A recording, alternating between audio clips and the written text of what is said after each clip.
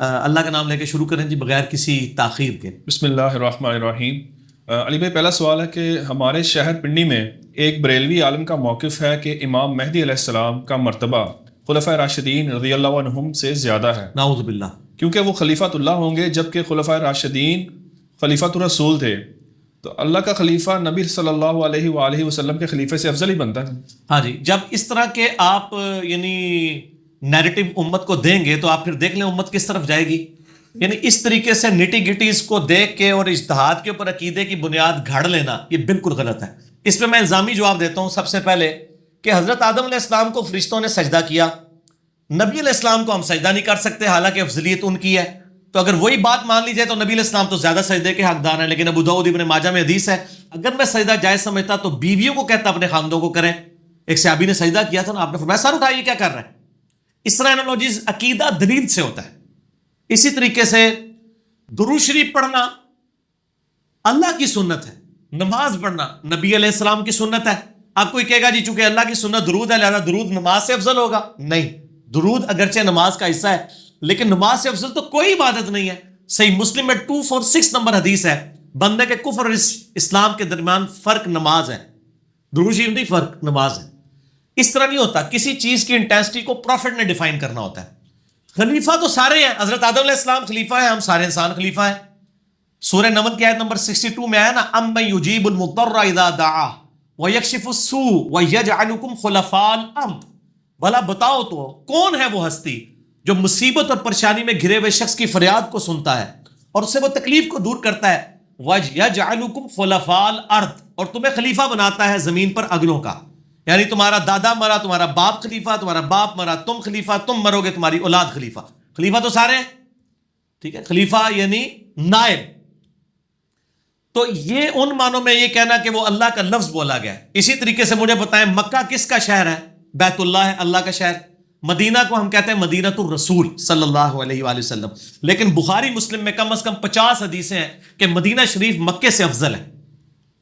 آپ صلی اللہ علیہ وآلہ وسلم کی دعا ہے بخاری اور مسلم میں، اے اللہ مدینے کی محبت ہمارے دل میں مکے کی طرح کر بلکہ مکے سے بھی بڑھ کر رکھ۔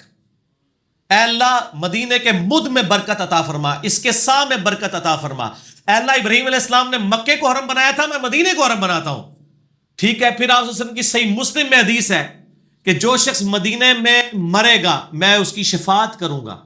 بخاری میں حدیث ہے حضرت عمر دعا کرتے تھے، اے اللہ مجھے مدینے میں موت دینا اور شہادت کی موت دینا، مکے میں تو موت نہیں مانگی۔ تو بیت اللہ تو مکے میں ہے لیکن افضل مدینہ شریف ہے، ٹھیک ہے۔ اس طریقے سے اللہ رسول کو آپس میں کمپیئر نہیں کرنا چاہیے، یہ ایک آرگینک ہول ہے، ٹھیک ہے۔ ایز فار ایز تعلیمات آر کنسرنڈ اللہ رسول ایک ہے، ہاں خالق اور مخلوق کا فرق بولاتا ہے، بلکہ وہ تو آیا من یطع الرسول فقد اطاع اللہ، جس نے رسول کی اطاعت کی اس نے اللہ کی اطاعت کی، عز وجل وصلی اللہ علیہ وآلہ وسلم۔ یہ بالکل باطل ہے اس کا عقیدہ۔ اس سے دوسرا سوال یہ پوچھا جائے کہ بتاؤ مولا علی افضل ہیں یا امام مہدی؟ یہ تو کسی کی جرت نہیں ہوگی کہ مولا علی سے افضل کہہ دے امام مہدی کو۔ تو مولا علی علیہ السلام خلیفہ راشد ہیں، خلیفہ تو رسول ہیں، ان کو خلیفہ تو اللہ تو نہیں کہا گیا۔ چلے حضرت ابوبکر عمر کی تو ہم بات نہیں کرتے ہیں، وہ شاید اس کو ہضم نہ ہو۔ حضرت علی علیہ السلام، پھر سیدہ فاطمہ جس کی اولاد میں سے مہدی ہوگا۔ ابو داؤد میں اور مسند احمد میں حدیث ہے، مشکات میں بھی، کہ قیامت اس وقت تک قائم نہیں ہوگی جب تک کہ میری اولاد میں میرے ہی نام پر ایک میری فاطمہ بیٹی کی اولاد میں سے شخص نہ پیدا ہو جائے، امام محمد بن عبداللہ المہدی، جو پوری دنیا کو انصاف سے بھر دے گا۔ امام مہدی سے اگر ہم پوچھ لیں کہ آپ افضل ہیں یا سیدہ فاطمہ، تو میرا خیال ہے وہ سوال کرنے والے کا سوال بھی پورا نہیں ہونے دیں گے، اس کو شہادت کے مرتبے تک پہنچا دیں گے۔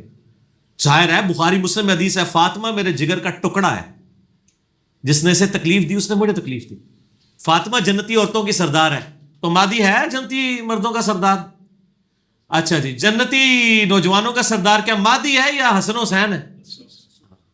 تو سر یہ کوئی جاہل مطلق ہے، اس کو بریلوی بھی نہیں کہنا چاہیے، بریلویوں کا یہ عقیدہ نہیں ہے۔ احمد بریلوی صاحب سے پوچھا گیا احکام شریعت میں بتائیں اولیاء اللہ میں سب سے افضل کون ہے؟ آج کے بریلویوں سے پوچھے وہ کہیں گے شیخ عبد القادر جیلانی۔ احمد بریلوی صاحب نے فرمایا سیدنا ابو بکر الصدیق رضی اللہ تعالیٰ عنہ، وہ اولیاء اللہ میں افضل ہیں، ٹھیک ہو گیا۔ اسی طریقے سے بخاری میں حدیث ہے سیدنا ابو بکر کے چیپٹر کے اندر، اس میں ہم نے ریسرچ پیپر کربلا والے میں بھی ڈالی ہوئی ہے. انٹرنیشنل نمبر کے مطابق 3671 صحیح بخاری میں محمد ابن حنفیہ مولا علی کا بیٹا ہے, حنفیہ نامی عورت سے. وہ ایک دن پوچھتا ہے کہ بتائیے رسول اللہ صلی اللہ علیہ وآلہ وسلم کے بعد اس امت میں سب سے افضل کون ہے؟ مولا علی سے پوچھ رہا ہے. یہ علم کا پہاڑ مولا علی ہے یا امام مہدی؟ مولا علی. مولا علی فرماتے ہیں اس امت میں رسول اللہ کے بعد سب سے افضل ابو بکر ہے. تو پوچھتا ہے اس کے بعد؟ فرمایا عمر. کہا میں نے کہا تیسری بار پوچھا تو حضرت عثمان کا نام لیں گے. تو میں نے کہا اس کے بعد تو آپ ہی ہو گئے. تو حضرت علی نے عاجزی کی اور انہوں نے کہا میں تو عام مسلمانوں میں سے ایک مسلمان. وَمَنْ أَحْسَنُ قَوْلًا مِّمَّنْ دَعَا إِلَى اللَّهِ وَعَمِلَ صَالِحًا وَقَالَ إِنَّنِي مِنَ الْمُسْلِمِينَ. اس سے بڑھ کر کس کی بات اچھی ہو سکتی ہے جو لوگوں کو اللہ کی طرف بلائے, خود بھی نیک اعمال کرے, اس کے باوجود کہ میں بھی ایک عام مسلمان ہوں, میں بھی مسلمانوں میں سے ہوں. اس کا مصداق سورہ حمیم السجدہ کی آیت نمبر 33, سورہ فصلت بھی سے کہتے ہیں مولا علی علیہ السلام بنے. تو مولا علی کے برابر کون ہو سکتا ہے؟ ٹھیک ہو گیا جی. بخاری مسلم کی حدیث ہے سب سے بہتر زمانہ میرا, پھر میرے صحابہ کا, پھر ان کا جو ان کو دیکھیں, پھر ان کا جو ان کو دیکھیں. تو یہ صحابہ کے مرتبے کو تو کوئی پہنچ ہی نہیں سکتا. امام مہدی علیہ السلام کو جو ہم افضل مانتے ہیں وہ صحابہ کے بعد. یہ جنہوں نے کہا جی خلیفۃ اللہ, تو میں نے پھر کتنی الزامی جواب دے دیے. اگر یہ انالوجی بنانی شروع کر دی جائے تو پھر تو اینڈ رزلٹ کوئی نہیں نکلے گا. مولا علی ان کو ٹاپ پہ دیکھ. یہی میں کہتا ہوں نا, وہ کہتے ہیں ویسے کرنی نے دانت توڑ دیے تھے. تو میں ادھر بھی یہی پھکی دیتا ہوں کہ بخاری مسلم میں موجود ہے. سال ابن سعد السعدی کہتے ہیں مجھے پتا ہے کہ جب غزوہ احد میں حضور کے یہ دانت شہید ہوئے تھے تو کس نے پانی ڈالا تھا اور کس نے زخم دھویا تھا؟ مولا علی رضی اللہ تعالیٰ عنہ پانی ڈالتے تھے اور سیدہ فاطمہ زخم دھوتی تھی, اور جب خون نہیں رکتا تھا تو ایک کاٹن کا کپڑا جلا کے سیدہ فاطمہ نے اس زخم پہ رکھا تو وہ خون رکا. وہ خون اتنا نکلا تھا کہ آپ صلی اللہ علیہ وآلہ وسلم بے ہوش ہو گئے تھے بلڈ پریشر لاس ہونے کی وجہ سے, اور آپ کی شہادت کی خبر مشہور ہو گئی تھی. قرآن میں ہے نا وما محمد الا رسول قد خلت من قبلہ رسل افئن مات او قتل. اگر یہ تو اللہ کے رسول ہیں, اگر یہ فوت ہو جائیں, شہید کر دیے جائیں, کہتے ہیں تم دین چھوڑ دو گے. تو یہ شہادت کی خبر مشہور ہو گئی تھی. تو میں نے اس میں کہا تھا کہ اگر مولا علی اور سیدہ فاطمہ نے اپنے دانت نہیں توڑے جن کے سامنے ٹوٹے تھے, تو ویسے کرنی نے کہاں سے توڑنے تھے؟ کیا آپ یہ کہیں کہ ویسے کرنی کا عشق رسول سیدہ فاطمہ اور مولا علی سے زیادہ ہے؟ یہ ویسے کرنی بھی سن لیں تو آپ سے پوری زندگی کلام نہ کریں. اور ویسے کرنی تو خود مولا علی کی طرف سے جنگ صفین میں لڑتے ہوئے معاویہ بن ابی سفیان رضی اللہ عنہ کے خلاف شہید ہوئے ہیں, حضرت علی کی فوج میں لڑے ہوئے ہیں, حضرت علی کے ہاتھ پہ بیعت کی ہوئی ہے ویسے کرنی نے, تابعی ہیں. اور صحیح مسلم میں حدیث ہے خیر التابعین اویسے کرنی ہے, تابعین میں سب سے بہتر انسان اویسے کرنی ہے. وہ اپنی والدہ کی خدمت کی وجہ سے میرے پاس آ نہیں سکا. تابعین میں ان کو افضل مانا جاتا ہے, صحابی پھر بھی نہیں ان کو مانا جاتا. ٹھیک ہو گیا. تو یہ میرے خیال جذباتی جملہ ہے, ان کو توبہ کروائیں جی جس نے بھی یہ بات کی ہے. نماز تو سب کے پیچھے پڑھیں گے. میں نے بتایا نا, نماز اس وقت تک کسی سے الگ نہیں ہوگی جب تک کفر اسلام کا مسئلہ نہ بن جائے. یہ چونکہ کفر اسلام کا مسئلہ نہیں, یہ گمراہی کا مسئلہ ہے. ہاں اگر یہ بکواس کرے کہ امام مہدی کا مرتبہ نبی علیہ السلام سے زیادہ ہے تو ظاہر ہے یہ تو پھر اسلام سے خارج ہو جائے گا. باقی چیزوں میں اس کو آپ گمراہی کے طور پہ مانیں. ٹھیک ہو گیا جی. ہاں جی اگلا سوال. اچھا علی بھائی, اس میں ضمن چھوٹا سا ایک سوال ہے. آپ نے ایک روایت پیش کی ہے, نبی علیہ السلام نے فرمایا کہ سب سے بہتر زمانہ میرا, پھر اس کے بعد, پھر اس کے بعد. اچھا اس میں اس امت کی فضیلت کے حوالے سے بھی ایک روایت آتی ہے, مشکات میں بھی ہے وہ, کہ وہ صحابہ کرام سے فرمایا کہ وہ مطلب یہ نہیں کہا کہ تم سے مرتبے میں زیادہ ہوں گے. ان کی تعریف اس حوالے سے کی ایک فیکٹر میں کہ وہ بغیر دیکھے ایمان لائیں گے, لیکن سر دوسرا فیکٹر ہے نا قربانیوں والا. صحابہ نے اپنی جانیں دی ہوئی ہیں نا. ٹھیک ہو گیا نا جی. اور پھر مجھے مسلم کی حدیث یاد آ گئی, آپ نے وہ سننی تھی تو سن لیں. 6488 صحیح مسلم. خالد ابن ولید نے سعد ابن ابی وقاص کو گالیاں دی, لڑائی ہو گئی. ٹھیک ہو گیا جی. تو نبی صلی اللہ علیہ وآلہ وسلم کے پاس شکایت پہنچ گئی.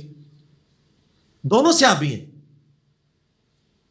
آپ نے حضرت خالد ابن ولید کو بلا کے ڈانٹا, فرمایا خالد تو میرے صحابہ کو گالی دیتا ہے, تو احد پہاڑ کے برابر بھی سونا خیرات کر دینا. میرے صحابی نے جو ایک مد آدھا کلو خیرات کیا نا, اس کے آدھے کو بھی نہیں, ایک پاؤں کو بھی نہیں پہنچ سکتے.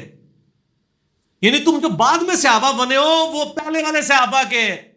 تم ایک احد پہاڑ کو چھوٹا سا نہیں ہے, 4.5-5 میل پہ پھیلا ہوا ہے, اتنا سونا وہ تو کوئی لا ہی نہیں سکتا.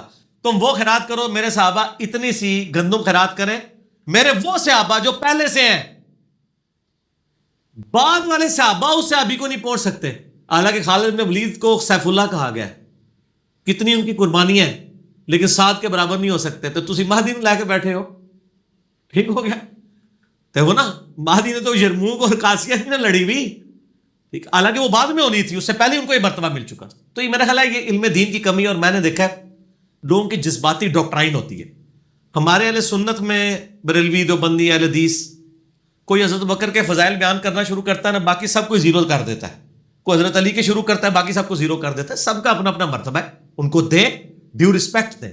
باقی یہ آپ بھول جائیں کہ آپ وسلم کی حدیث ہے ابو داؤد، ترمذی، ابن ماجہ میں، علیکم بسنتی و سنت الخلفاء الراشدین المہدیین، تم پر میری سنت اور میرے خلفاء راشدین کی سنت لازم ہے۔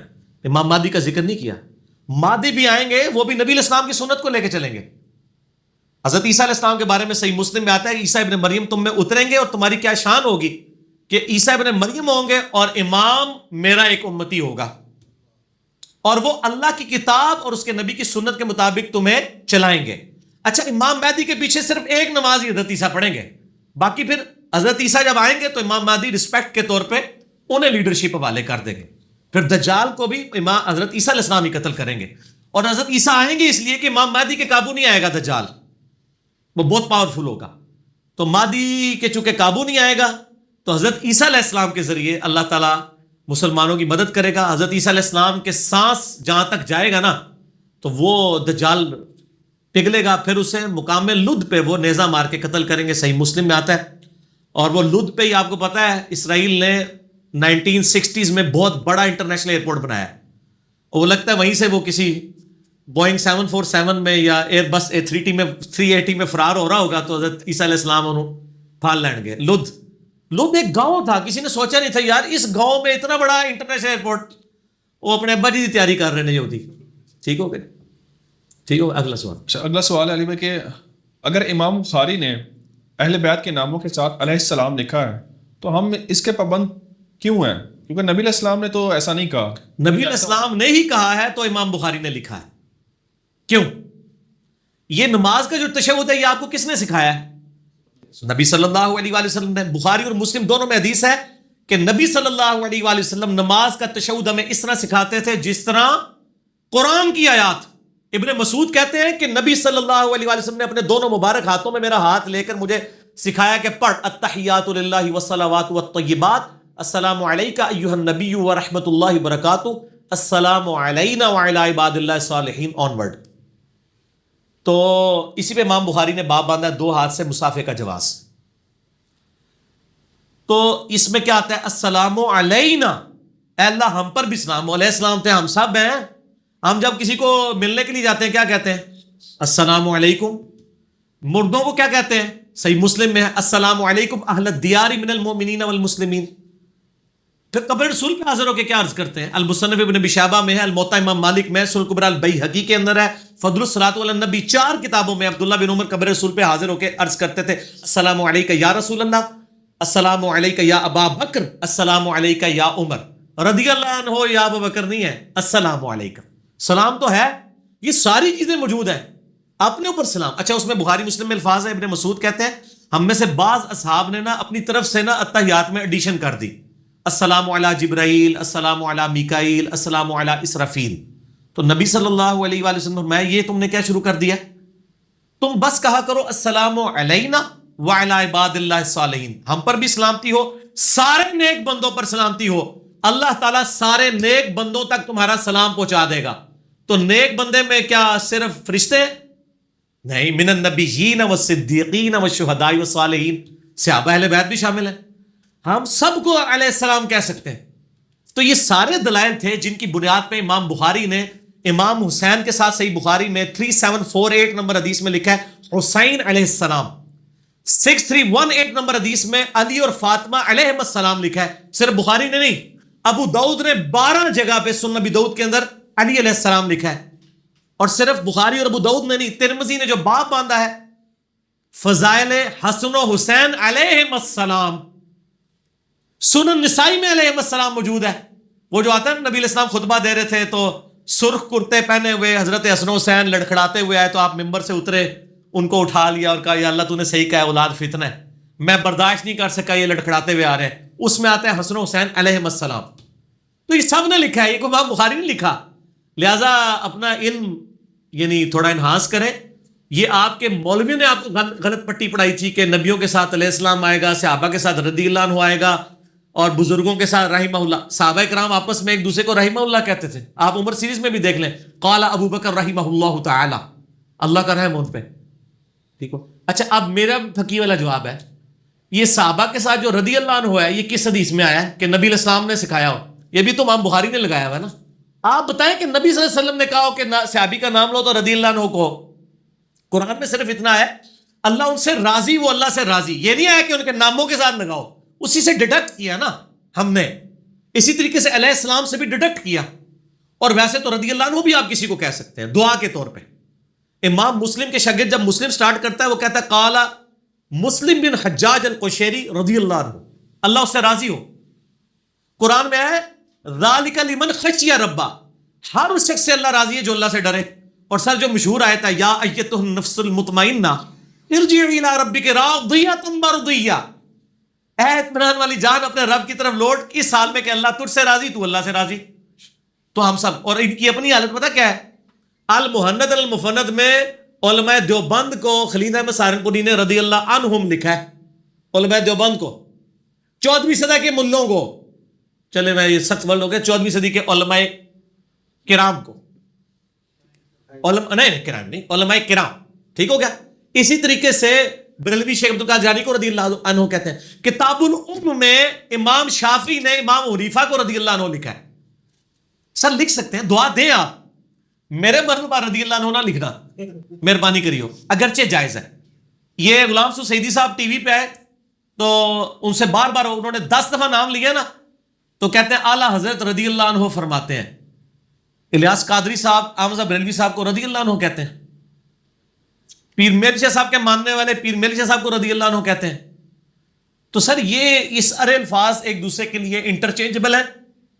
آپ جائیں, میں نے جو حدیثوں کے حوالے دیے نہ نکلے مجھے پکڑیں آپ, لیکن سر مجھے پکڑنے سے پہلے ذرا دیکھ لیجئے گا آپ کے مولویوں نے ڈنڈی ماری ہوئی ہے. عربی والے پورشن میں علیہ السلام لکھا ہوا ہے, ترجمے میں رضی اللہ عنہ کر دیا ہے. کتنی زیادتی ہے, کیونکہ سنی شیعہ تفریق ہو چکی ہے. اب انہوں نے یہ ضد کر لی ہے کہ چونکہ شیعہ کہتے ہیں نا, جیسے میں کہتا ہوں کہ آج بریلوی پگڑیاں اتار دینا, اہل حدیثوں نے پگڑیاں رکھ لینی ہے. جو اتنی حدیثیں ان کو ننگے سر سے ترغیب دلا کے سر ڈھانپنے پہ نہیں لا سکی نا, وہ 1 منٹ میں لے آئیں گی. وہ ضد کر دیں گے اچھا یہ ان کی نشانی, ہم یہ کریں گے, وہ شروع کر دیں گے. آج الیاس قادری صاحب اناؤنسمنٹ کریں نا کہ مجھے صاف کرو, تبلیغ جماعت والے رکھنا شروع کر دیں گے. یہ ہوتا ہے, میں آپ کو بتاؤں, ایک دوسرے کی آئیڈینٹی انہوں نے قائم رکھی ہوتی ہے, اور پورا دیکھ کے وہ چل رہے ہوتے ہیں کہ اچھا یہ وہ کرتے ہیں, ٹرمز تک ڈفرنٹ ہے. تبلیغی جماعت والے سہ روزہ لگاتے ہیں نا, تو انہوں نے اس کا نام رکھ دیا 4 روزہ مدنی قافلہ. ٹھیک ہو گیا نا. انہوں نے جو ہے وہ چلہ رکھا, اب یہ چلہ تو کر نہیں سکتے تھے, انہوں نے 30 دن رکھ دیے. ٹھیک ہو گیا. 40 تو کر نہیں سکتے تھے, ریزیمبلنس ہوگی. اس طرح پوری ٹرمز ڈیفائن کرتے ہیں اپنی آئیڈینٹی کو قائم رکھنے کے لیے. اور پھر وہ کہتے ہیں نا کہ آپ نے یہ, آپ دیکھیں پھر لفظ اسلامی بھائی یوز کیا. تبلیغ جماعت والے تو بھائی کہتے تھے نا, تو انہوں نے کہا خالی بھائی سے تو پھر وہ بن جائے گا. انہوں نے کہا اسلامی بھائی آپ کے. ہاں سر, مجھے اس لیے پتا ہے نا کہ میں دونوں جماعتوں میں سال ہر سال گزارے ہیں, اور میں نے میٹنگز اٹینڈ کی ہوئی ہیں ڈائریکٹ الیاس قادری صاحب کی. وہ باقاعدہ یہ تعلیم دیتے تھے کہ یہ وہ استعمال کرتے ہیں, بس وہ بریکٹ میں ہوتا تھا. تو کسی نے اگر بول دیا نا کہ سر وہ ہم نے جو ہے نا وہ ایک قافلہ ترتیب دیا, وہ کہتے ہیں یہ ترتیب نہیں لفظ بولنا, یہ ان کا لفظ ہے. آپ کے ترکیب کاف کے ساتھ, یہ پوری ٹرم ڈیفائن کی ہوئی ہے سر, پوری ٹرمز, وہ ان کی نشانیاں ہوتی ہیں. اچھا مجھے بتائیں, بریلویوں کی 100 مسجدیں ہوں گی نا, اس میں سے 90 جو ہے نا وہ غوثیہ ہوں گی. کسی دیوبندی کی غوثیہ مسجد دیکھی ہے آپ نے؟ تو حالانکہ دیوبندی نہیں مانتے کیا شیخ عبدالقادر جیلانی کو, وہ سارے جھوٹے واقعات جو بریلوی بیان کر رہے ہیں. سیم اشری تھانوی صاحب نے لکھے ہیں کہ غوث اعظم کا ایک دھوبی تھا, اس کے بعد فرشتے پہنچے قبر میں, انہوں نے کہا میں غوث پاک دا دھوبی ہاں. اشری تھانوی صاحب نے بھی واقعہ لکھے ہے, ایڈا بڑا جھوٹا واقعہ انہوں نے بھی لکھے ہے. وہ مندر سارے نے, لیکن غوثیہ مسجد نہیں ملے گی آپ کو. اچھا انوار مدینہ مسجد کس کی ہوگی؟ بریلویوں کی، اہل حدیث کی کبھی بھی انوار مدینہ نہیں ہو سکتی، نام ہے نا، ٹھیک ہے. مسجد توحید ہو اگر اہل حدیث کی ہوگی، ٹھیک ہو گیا.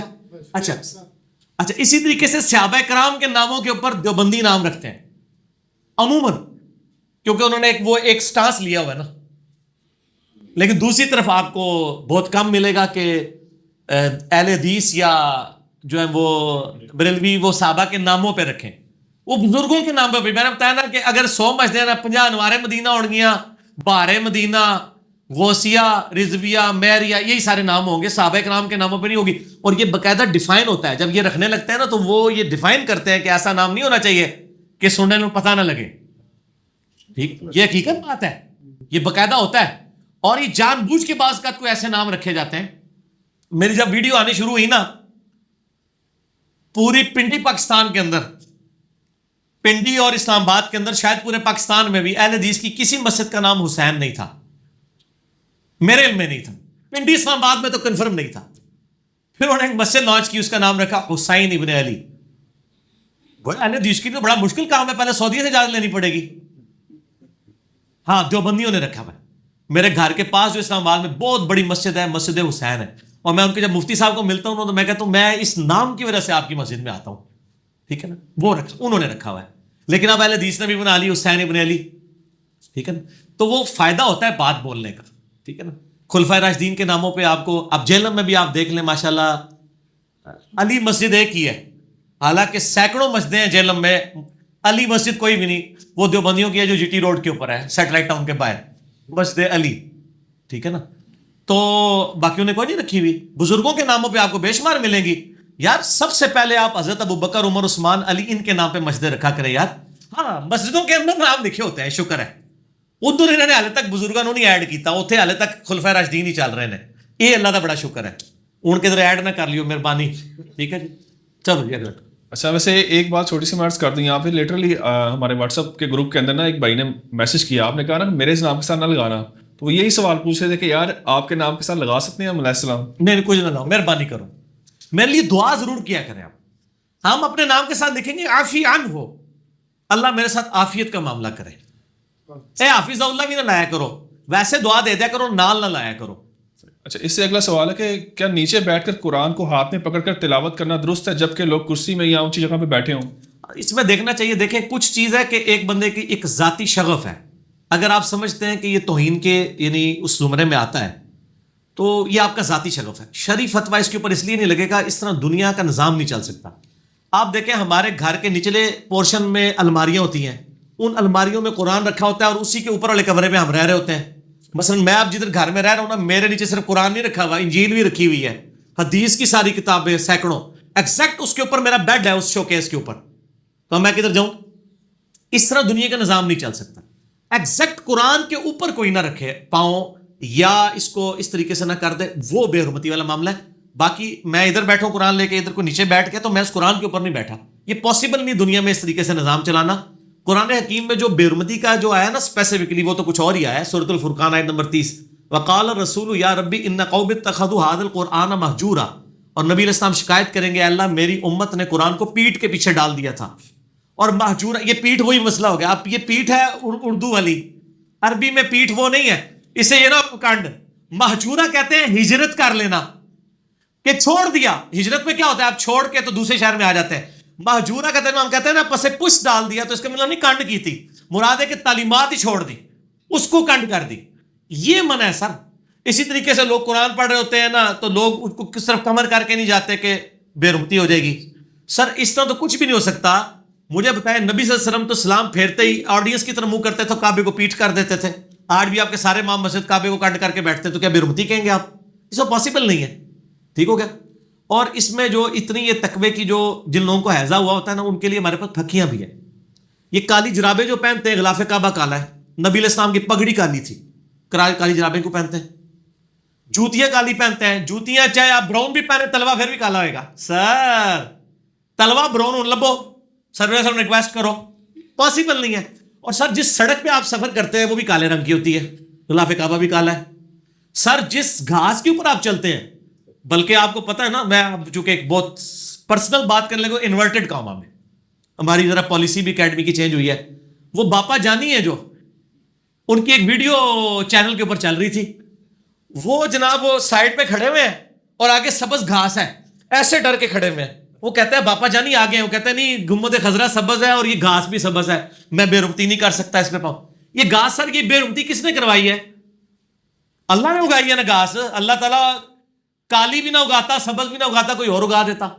اس طرح کچھ کام نہیں چلے گا. البتہ قرآن پاک اگر آپ نے ہاتھ میں پکڑا ہوا ہے یا ڈیسک پہ رکھا ہوا ہے, ٹھیک ہے, بالکل درست ہے. جولی میں بھی آپ رکھ سکتے ہیں, کوئی حرج نہیں اس کے اندر, یہ کوئی برمتی والی ہے. تکیے پہ رکھ سکتے ہیں. میں آپ کو ایک حدیث سناتا ہوں ابو داؤد کی.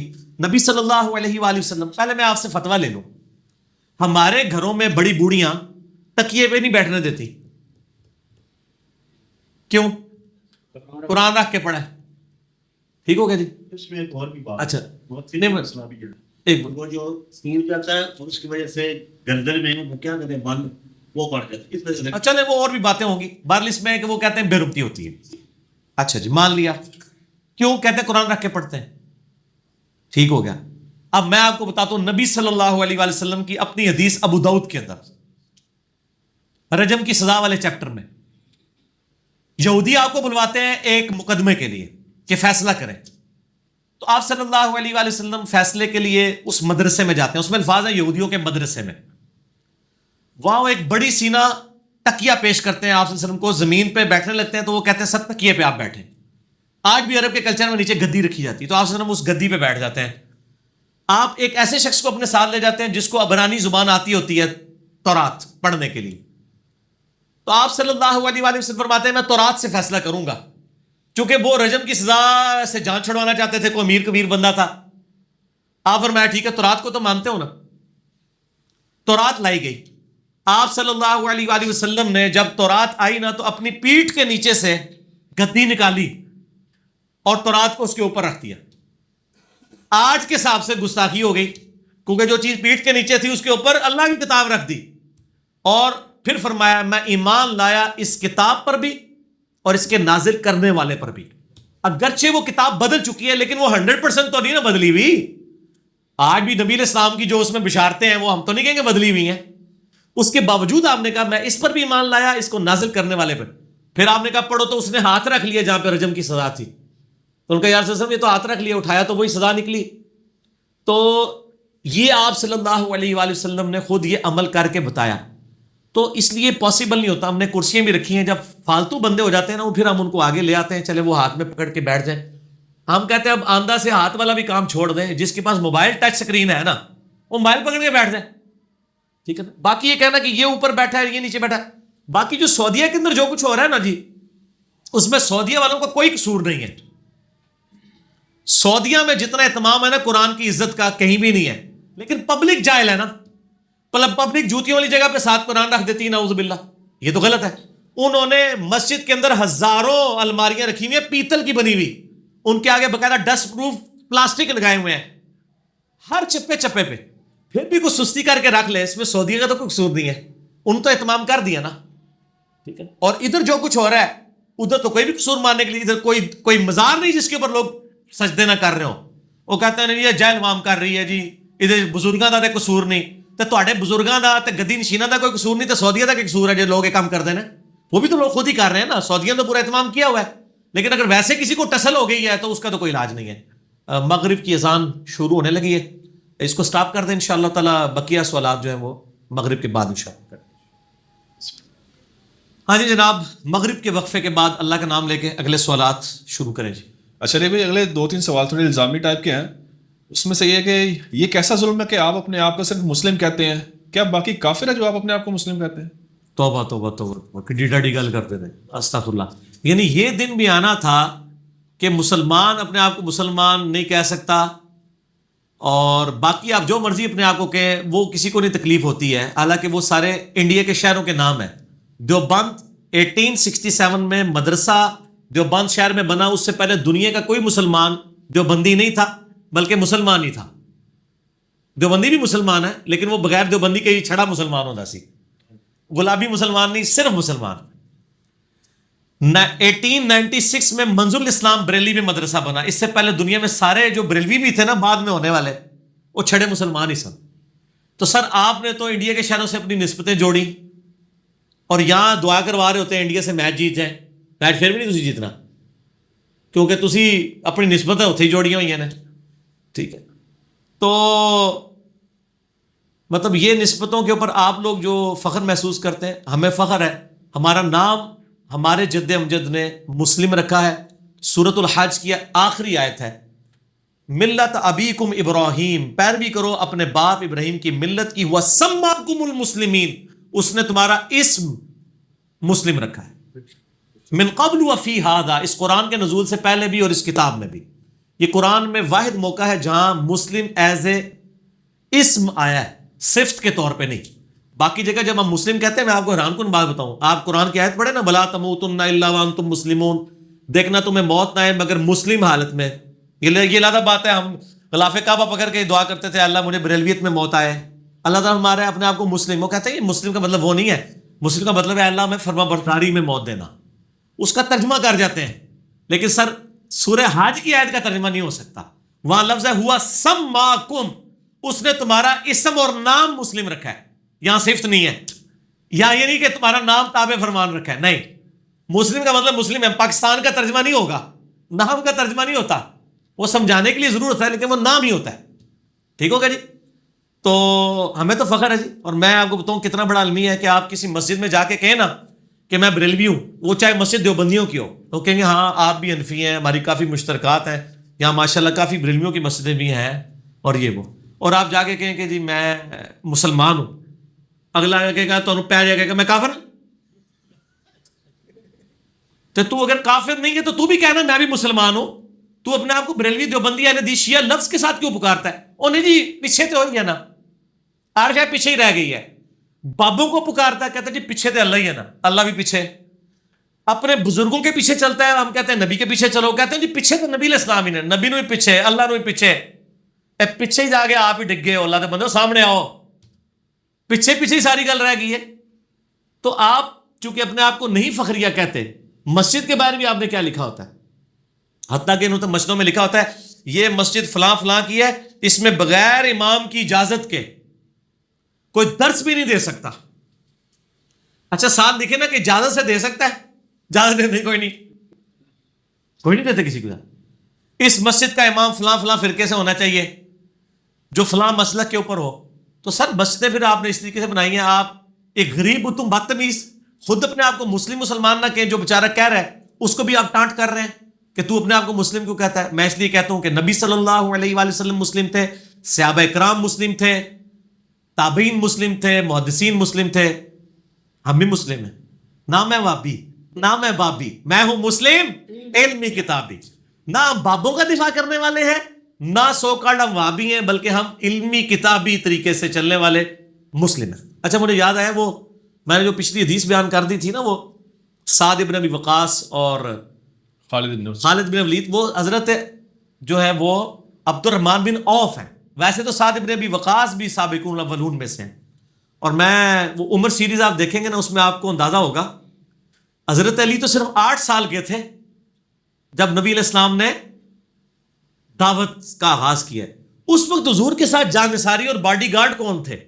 حضرت علی تو نہیں تھے, ظاہر ہے 8 سال تو بچہ ہوتا ہے. وہ یہی لوگ تھے, سعد ابن ابی وقاص, عبد الرحمن بن عوف, یہ بڑے بڑے صحابہ تھے. حضرت علی پھر جب میدان میں اترے پھر تو ساروں کو پیچھے چھوڑ گئے نا. لیکن اوائل کے اندر جب تک حضرت علی 15-16 سال کے نہیں ہوئے, وہ 7-8 سال انہی صحابہ نے حضور کی اس طریقے سے حفاظت کی ہے دنیاوی اسباب کے اعتبار سے. تو ہر صحابی کا اپنا مقام ہے الحمدللہ. ٹھیک ہو.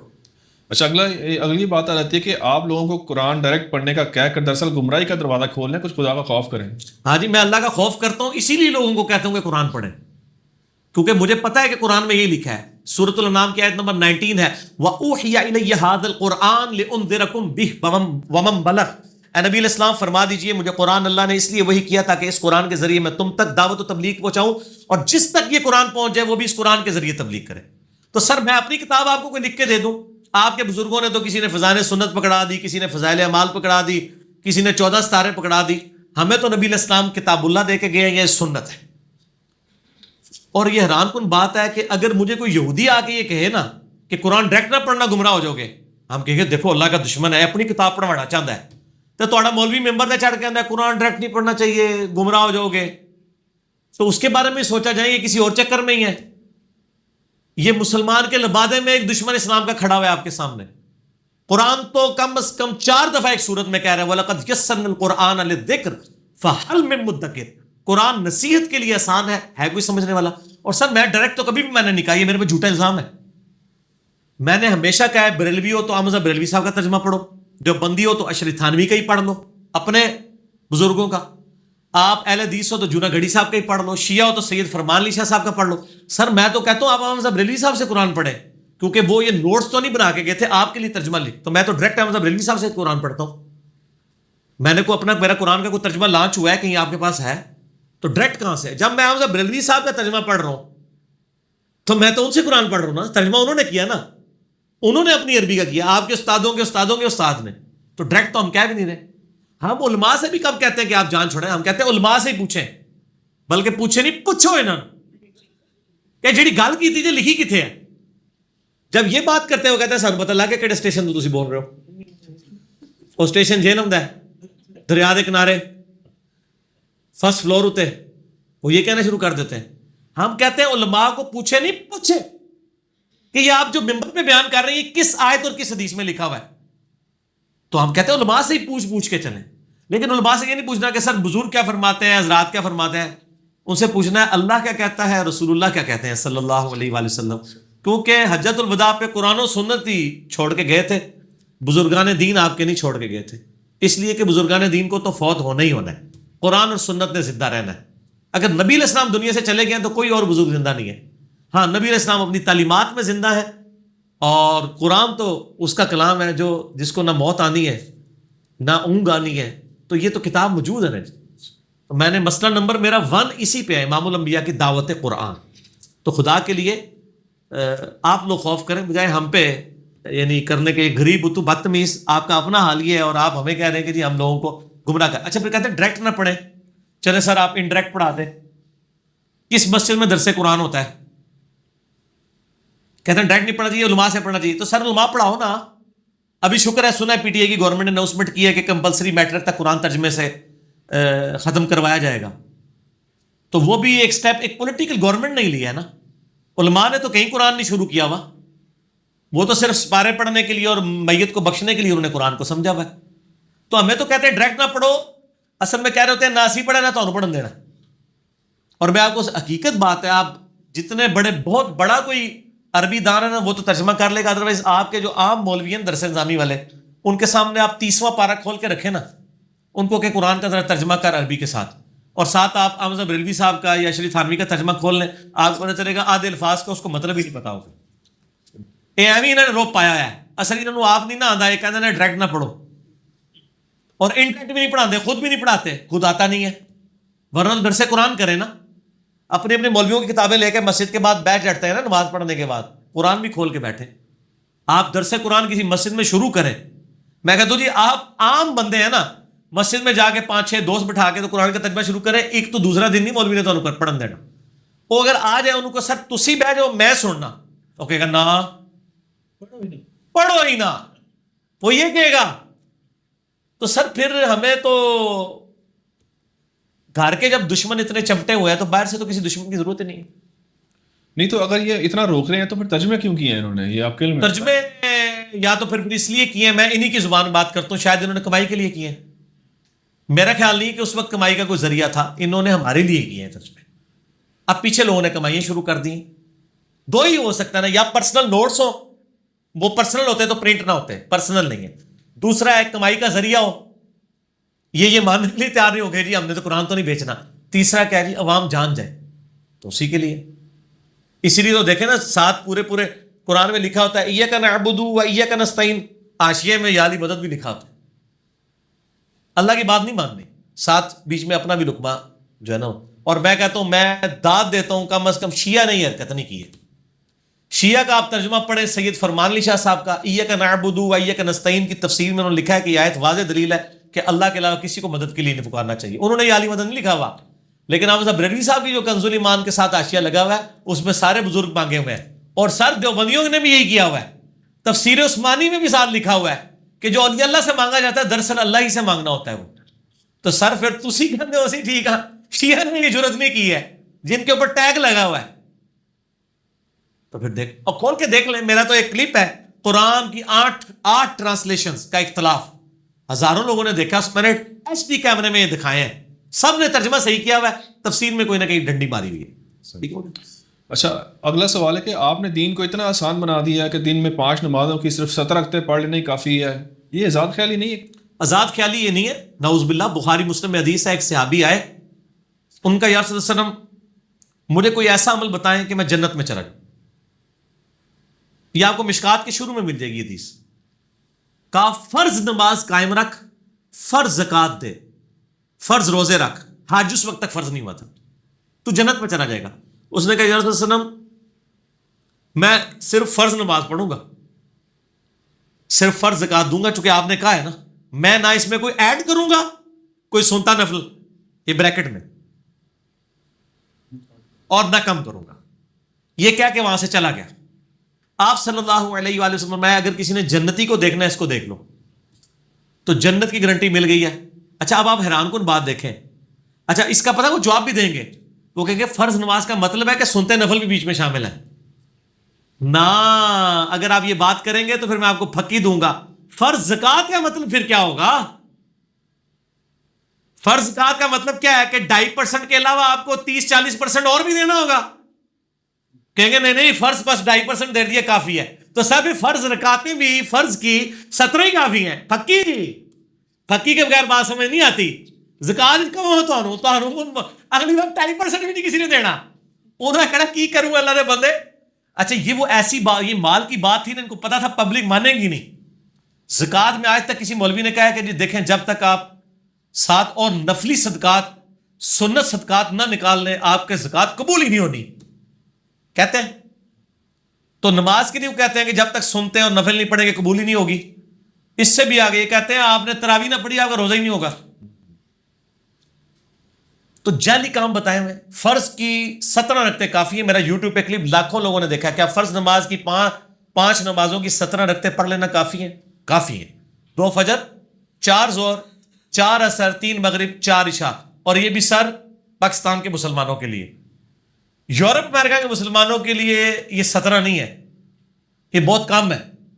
2 فجر 2 ظہر 2 عصر 6 ہو گئی, 3 مغرب 9 ہو گئی, 2 عشاء 11. 17 آپ کے لیے. کیوں میں کہہ رہا ہوں, عموماً وہ سب ویز کے ذریعے اتنا سفر کرتے ہیں کہ وہ 20 کلومیٹر سے زیادہ ہوتا ہے آؤٹ آف سٹی. اکثر لوگ ملازمت کے لیے تو مسافر ہوتے ہیں. زور اثر جمع بھی کر سکتے ہیں روزانہ, 2 فرض زور کے 2 اثر کے. اور اگر راستے میں لیٹ ہو رہے ہیں مغرب شاہ جمع کر سکتے ہیں. ہاں گھر پہنچ جائے پھر 3 مغربی پڑھیں گے 4 شاہ کے. ٹھیک ہو گیا. تو یہ آسانی یقین کریں ہم نے تو یہ بات کی ہے تو لوگوں نے نماز شروع کر دی. مجھے آ کے بتایا کہ جی ہم تو نماز تسی سالی عشاء دی 17 رکعتاں دسی ہوئی نے, پوری 24 گھنٹے میں 17 رکھتے ہیں. تو لوگوں نے نماز شروع کر لی. خصوصاً جو پریگننٹ عورتیں ہیں, چھوٹے بچوں والی عورتیں ہیں, ان کے لیے تو فرض پڑھنا ہی بڑے مشکل ہے. بس فرض پڑھے کافی ہے. ہاں یہ ہے ابو داؤد ترمذی میں, ابو داؤد کے اندر حدیث ہے کہ جب بندے کے فرض میں کوتاہی نکلے گی تو سنت اور نوافل تولے جائیں گے. وہ بہت ہے, جب آپ کو ٹائم ملے آپ ضرور پڑھیں. فرض شروع کریں گے تو اگلا شوق بھی خود بخود پیدا ہو جائے گا انشاءاللہ. اچھا سفر کے دوران جو ہے نا شہر کے اندر اور باہر شہر سے باہر نکلنا ضروری ہے. یہ کلیئر کر دیں کیونکہ بعض اوقات یہ ہاں جی میں نے اس لیے بتایا کہ آؤٹ آف سٹی یہ لفظ بولا ہے. شہر کے اندر تو آپ 50 کلومیٹر بھی سفر کرتے ہیں نہیں ہے. ہاں اچھا آگے تھوڑے سے میٹھے میٹھے سوالات ہیں. اچھی بات ہے. اس میں ہے سوال کہ حاکم وقت کی بیعت اور مرشد کی بیعت میں فرق کیا ہے؟ میٹھا سوال ہے اور میرے کو نہیں اس کے اسلام میں بیعت ہے ہی صرف حاکم وقت کی ہے. سورہ نساء نمبر 59 یا ایھا الذین آمنوا اطیعوا اللہ واطیعوا الرسول واولی الامر منکم. اطاعت کرو اللہ کی اس کے رسول کی ایمان والو اور جو تم میں حکمران ہے. فإن تنازعتم فی شیء فردوه الی اللہ والرسول. اگر حکمران سے بھی جھگڑا ہو تو اللہ اور اس کے رسول یعنی کتاب و سنت سے فیصلہ کرواؤ. اگر تم اللہ اور یوم آخرت پر ایمان رکھتے ہو اسی کا انجام بہتر ہونے والا ہے. سورہ نساء نمبر 59. تو حکمران کی بیعت ہی واجب ہے. وہ جو صحیح مسلم میں حدیث ہے جو امام کی بیعت کے بغیر مرا وہ جاہلیت کی موت مرا. اس سے مراد حکمران وقت کی ہے جب حکمران بیعت لے رہا ہو. اسی کی آج کل ایک ماڈرن فارم ووٹنگ والا سسٹم ہے. اس لیے میں کہتا ہوں سر جب ووٹ کے بعد ایک پرائم منسٹر الیکٹ ہو جائے نا تو اگر آپ نے ووٹ دوسری پارٹی کو بھی ڈالا ہوا تھا نا امام اب آپ کا وہ پرائم منسٹر ہی ہوگا. یہ آپ کو ایکسپٹ کرنا پڑے گا. ظاہر ہے اب وہ چنا گیا تو پہلے تک ٹھیک ہے آپ اوپینین ڈفرینٹ رکھ سکتے, ونس ڈیسائیڈ ہو جائے پھر ایک ہی بندے کو آپ نے ماننا. تو حکمران وقت کی بیعت تھی, خلیفہ راشد کی بیعت ہوا کرتی تھی. یہ پیر فقیری کی بیعت تو میرا یوٹیوب پہ کلپ لاکھوں لوگوں نے دیکھا ہے. اس کا عنوان ہے بیعت خلافت اور بیعت طریقت میں فرق. اس کا ایسے عنوان میں رکھا ہے پیری مریدی کی شرعی حیثیت. آپ پیری مریدی لکھیں نا صرف لفظ, سب سے اوپر وہ کلپ کھل جائے گا. اس میں نے بتایا بخاری مسلم میں جتنی احادیث آئی ہیں نا بیعت کی, وہ حاکم وقت کی بیعت ہے, پیری مریدی بیعت نہیں ہے. ورنہ جب حضرت ابوبکر کی بیعت ہوئی تھی تو حضرت علی نے اپنا لادہ سے کوئی خانقاہ کھولی ہوئی تھی. یہاں تو ایک پیر مرتا ہے اس کے 4 بیٹے لادہ لادہ خانقاہیں کھول لیتے ہیں, تو سارے ایک کو ہی مان رہے تھے. اسی طرح تھا نا. تو یہ پیری مریدی کی بیعت بیسیکلی خلافت کو ریپلیس کرنے کے لیے بعد میں ایک اجتہادن کی ہوئی ہے. ہمیں اس سے کوئی چڑ نہیں ہے. اجتہادن ڈاکٹر اسرار صاحب بھی بیعت لیتے تھے اگر آپ لینا چاہتے ہیں, لیکن یہ بیعت میں اطاعت واجب نہیں ہوگی. یہاں تو بیعت کروا کے پتہ نہیں کہاں سے کہاں تک وہ دین سے دور کر دیتے ہیں. اس پہ میں اپنی کوئی بات نہیں کرتا. پیر نصیر الدین نصیر صاحب کی ایک کتاب ہے پیری مریدی کی شرعی حیثیت. جو پیروں کی عزت افزائی اس کے اندر انہوں نے کی ہے نا, انہوں نے ایک جملہ میں بتاتا ہوں, انہوں نے کہا آج کے دور میں جس نے اپنا ایمان خراب کرنا ہے نا وہ مرید ہو جائے, اور جس نے اپنا ایمان بچانا ہے تو پیروں سے اپنے آپ کو بچا کے رکھے, خود پیر ہو کے. ٹھیک ہے, میں نے خود ان کو دیکھا ہے. میری ملاقات بھی گھر میں ان کے ساتھ ایک دفعہ سیٹنگ بھی ہوئی, 2007 یا 8 کی بات ہے. تو ان کے پاس میں نے دیکھا ایک وہ بوڑھی سی عورت آئی, وہ پیسے لے کے نا ہاتھ میں پکڑا لیں, یوں اٹھا کے پڑے پھینکے, کہنی بی بی اللہ کو لو مانگ, پیر کے کر سکتا ہے. یہاں بھی جیل میں تقریر کر کے گئے نا, ایک بار ہی بلایا, دوبارہ انہوں نے بلایا ہی نہیں ہے. محفل نعت میں ان دنوں بارشیں نہیں تھی ہو رہی, تقریر ان کی رکھی ہوئی تھی, کم از کم 25-30 ہزار مجمع تھا, پورا اسٹیڈیم کرکٹ کا بھرا ہوا تھا. اس کے بعد یہ تارا جمیل صاحب کا جلسہ اتنا بڑا ہوا ہے جو وہ ہوا تھا. مریدوں نے بلایا, انہوں نے کہا تسی کہندے ہو پیر دین دینا ہے تو سارے پیر لے آؤ نا, بارش کرو. نہیں دینا جے لے لو, او دی مرضی جدو دے گا. اسی لیے تو کہتے آخری وقت جو جی وہ بھابی ہو گیا سی, جی یہ ہو گیا سی, وہ ہو گیا سی. اگر وہ بھابی ہو گیا سی تو پھر تہاڈی بزرگی چ کمی ہے کہ تہاڈی اولاد بھی ہو کے تہاڈے سلسلے چ بھی ہو کے وہ گمراہ ہو گیا. پیر تو اسی لیے کہا جاتا ہے نا تاکہ آپ گمراہ نہ ہو. اگر پیر ہی خود گمراہ ہو جائے, مریدوں کو چھوڑ دے. اگر پیر گمراہ ہو رہا ہے تو بڑے بزرگوں کی بزرگی سٹیک پہ لگ گئی ہے جن کی وجہ سے وہ بیٹھا ہوا ہے. اچھا پھر میں آپ کو ایک واقعہ بتاتا ہوں. یہ شیخ عبد القادر جیلانی رحمہ اللہ تعالیٰ کے بارے میں ایک واقعہ جی. وہ ایک دفعہ ایک جنگل میں عبادت کر رہے تھے تو آسمان سے آواز آئی, ایک روشنی ظاہر ہوئی, عبد القادر تجھے اللہ نے بخش دیا, اب کے بعد کوئی نمازیں نہیں, جو مرضی کر. تو انہوں نے پڑھا لا حول ولا قوت الا باللہ, تو وہ شیطان تھا چیخ مار کے غائب ہو گیا. شیخ عبد القادر جیلانی نے کہا کہ نمازیں تو نبی کو معاف نہیں تھیں, میری کیا حیثیت ہے. تو جاتے جاتے اس نے کہا کہ شیخ عبد القادر جیلانی تیرے اس مقام پہ پہنچے ہوئے 70 اولیاء اللہ میں نے بہکا دیے ہیں اسی بات کے اوپر, تو اپنے علم کی وجہ سے بچ گیا. تو انہوں نے کہا یہ تو نے دوسرا وار کیا ہے, میں اللہ کے فضل کی وجہ سے بچا ہوں. یہ اللہ اکبر اس واقعے کی میں انجینئرنگ کرنے لگا ہوں کہ سر وہ جو 70 غوث تھے جن کو شیطان نے اوندھا منہ کر کے دوزخ میں پہنچایا ہے, ان کے لاکھوں مرید کدھر گئے؟ 71 ہی چوں ایک ہی بچا جے, 70 تو شیطان لے گیا جے. تے سانوں کے پتا تسی جڑے پیر ساڈے بنا رہے ہو انہاں نال کی ہونا ہے. اگر وہ غوثاں نال ہویا ہے تو پھر ہم کہتے ہیں اس کو اپنا پیر مانے جس کی گارنٹی قرآن میں ہے, ما ضل صاحبکم وما غوا, تمہارے نبی نہ کبھی بہک کے ہے نہ کبھی بیرا چلے. اور یہ اعلیٰ حضرت نے خود لکھا ہے, اعلیٰ حضرت کی ایک کتاب ہے بیت و خلافت. اتنے چند چڑھے جڑا دیکھ رہے ہو نا, چڑھ گئے چند. اچھا بیت و خلافت کتاب ہے اعلیٰ حضرت کی, وہ میں نے اس میں حوالہ دیا ہے. اس میں انہوں نے لکھا ہے کہ یہ جو بایزید بستامی کا قول ہے نا, جس کا کوئی پیر نہیں, اس کا پیر شیطان ہے, یہ محض باطل ہے. تحقیق ہر سنی مسلمان کا پیر محمد رسول اللہ صلی اللہ علیہ وآلہ وسلم. ٹھیک ہو گیا. تو یہ اعلیٰ حضرت خود کہہ رہے ہیں کہ بایزید بستامی نے جو بات کی ہے یہ باطل ہے. جب ہم کرتے ہیں تو کہتے ہیں بزرگوں کی گستاخ ہے. تو ہم بزرگوں کی گستاخیاں بزرگوں کے اقوال کی روشنی میں کر رہے ہوتے ہیں. میں اعلیٰ حضرت کے ساتھ ہوں کہ یہ باطل ہے اور یہ جھوٹ ہے.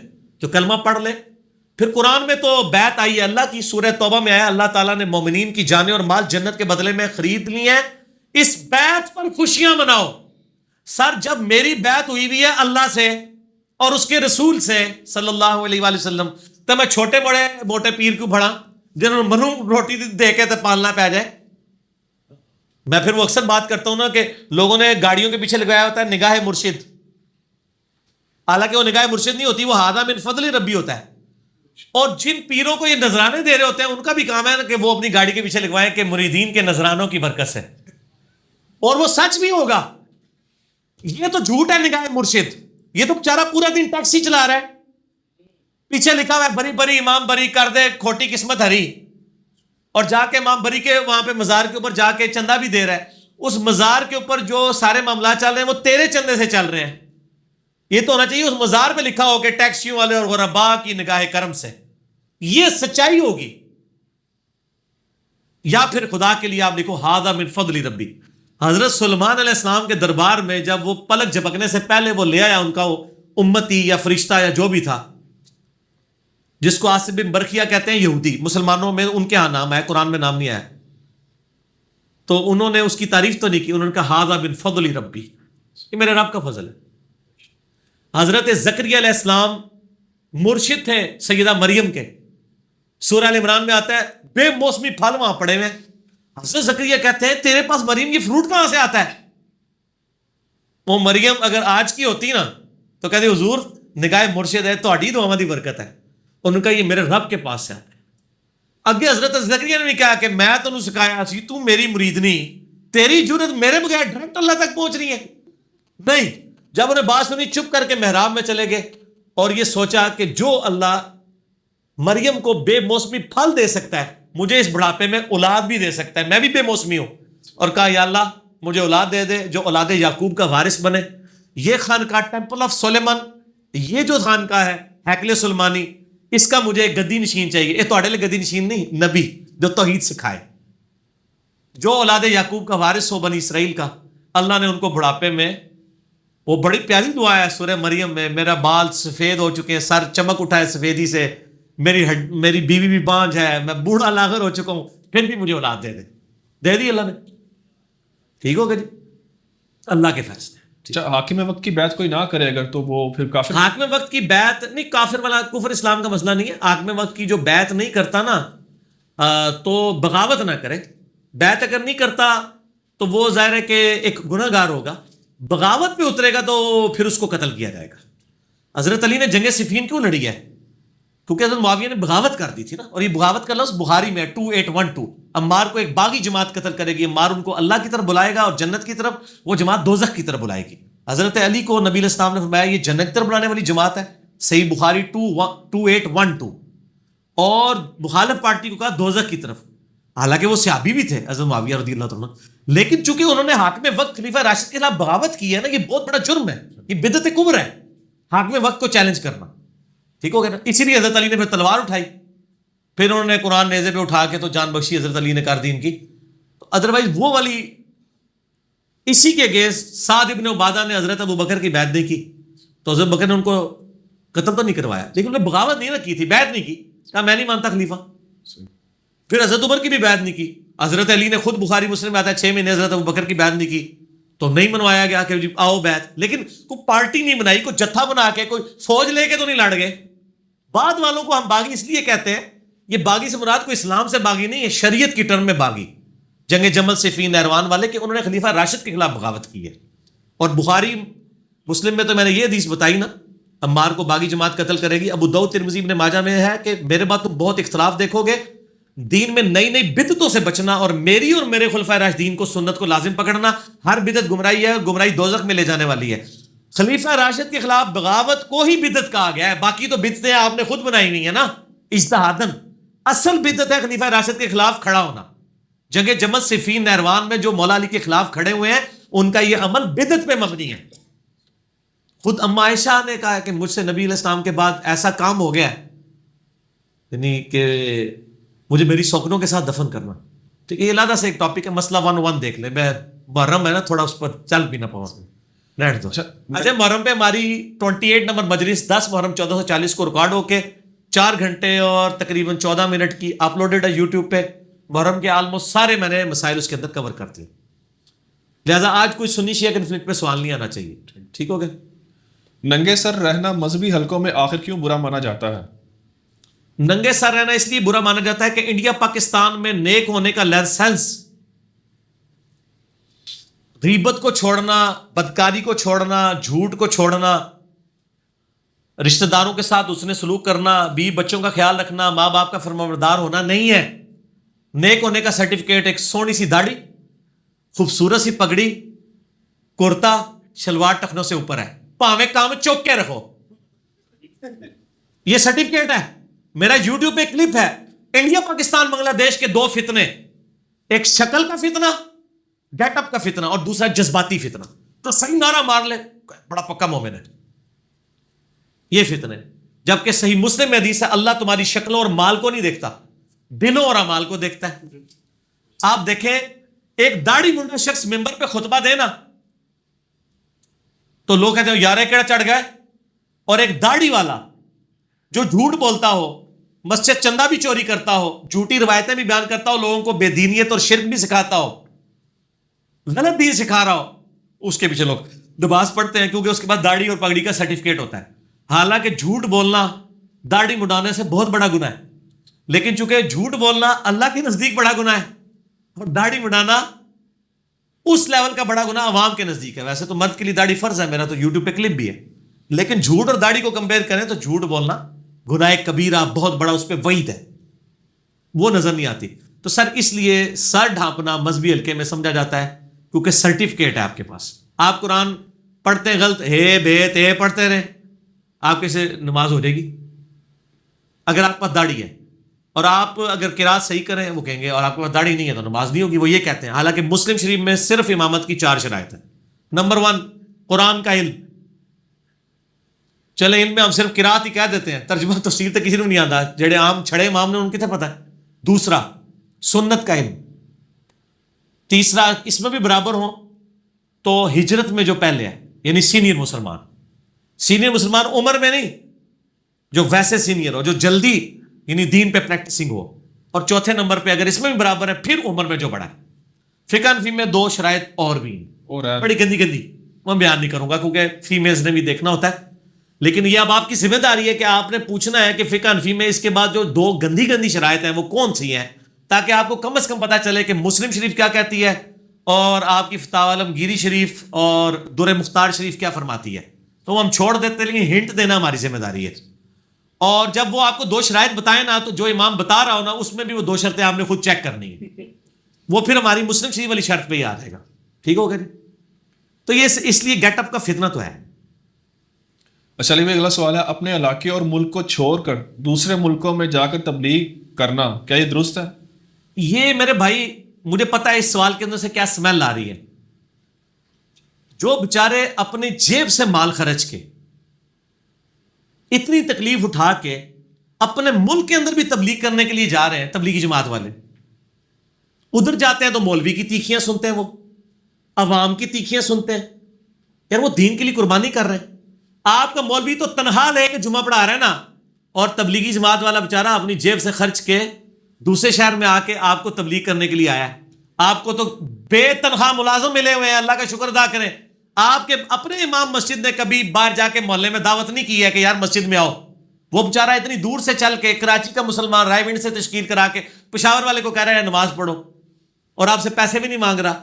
مولویوں کو تو چاہیے آدھی تنخواہ ان کو دیں کہ آپ ہمارے سے کا کام کر رہے ہو. مولوی کا کام صرف نماز پڑھانا ہے کیا؟ جو نمازی مسجد میں نہیں ہے اس کو دعوت دینا نہیں ہے، محلے کے لوگوں کو بتانا نہیں ہے، اور پھر کہتے ہیں دوسرے ملکوں میں جا کے تبلیغ کرتے ہیں. تبلیغ تو کرنی ہے. جس کی کمپیٹنسی ہے کہ وہ غیر مسلموں کو تبلیغ کر سکتا ہے وہ ان کو کرے، جن کی کمپیٹنسی ہے کہ مسلمانوں کو کر سکتا ہے وہ ان کو کرے. یہ کہنا کہ جب تک پاکستان میں ساری تبلیغ نہیں ہو سکتی باہر نہیں جانا چاہیے، غلط ہے.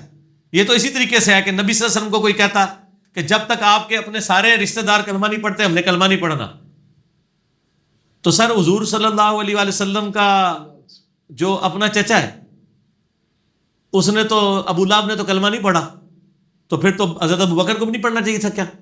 نہیں، ضروری نہیں ہوتی. زور ادھر لگا ہے فائدہ کہیں اور ہو جاتا ہے. آپ تبلیغ کا کام ضرور کریں، اور بہت اچھا کام ہے کریں، لیکن میرا مشورہ ہے تبلیغی جماعت والوں کو، ویسے شکر ہے ان کی ڈکلیئرڈ پالیسی ہے کہ یہ صرف مسلمانوں کو دعوت دیتے ہیں، مسلمان تھوڑے، تب یہ غیر مسلموں کو دعوت نہیں دیتے، الا ماشاء اللہ کوئی جماعت ہے۔ غیر مسلموں کے پاس وہ لوگ جانے چاہیے جن کو غیر مسلموں کے اعتراضات کا پتہ ہو۔ قادیانیوں کو بھی اسلام کی دعوت وہ دے جن کو قادیانیوں کے اعتراضات کا پتہ ہو، ادروائز آپ کیسے دعوت دے سکتے ہیں؟ قبول ہی نہیں کریں گے، ان کے اپنے وسوسے ہیں وہ سیٹل کرنے ہوں گے، ٹھیک ہو۔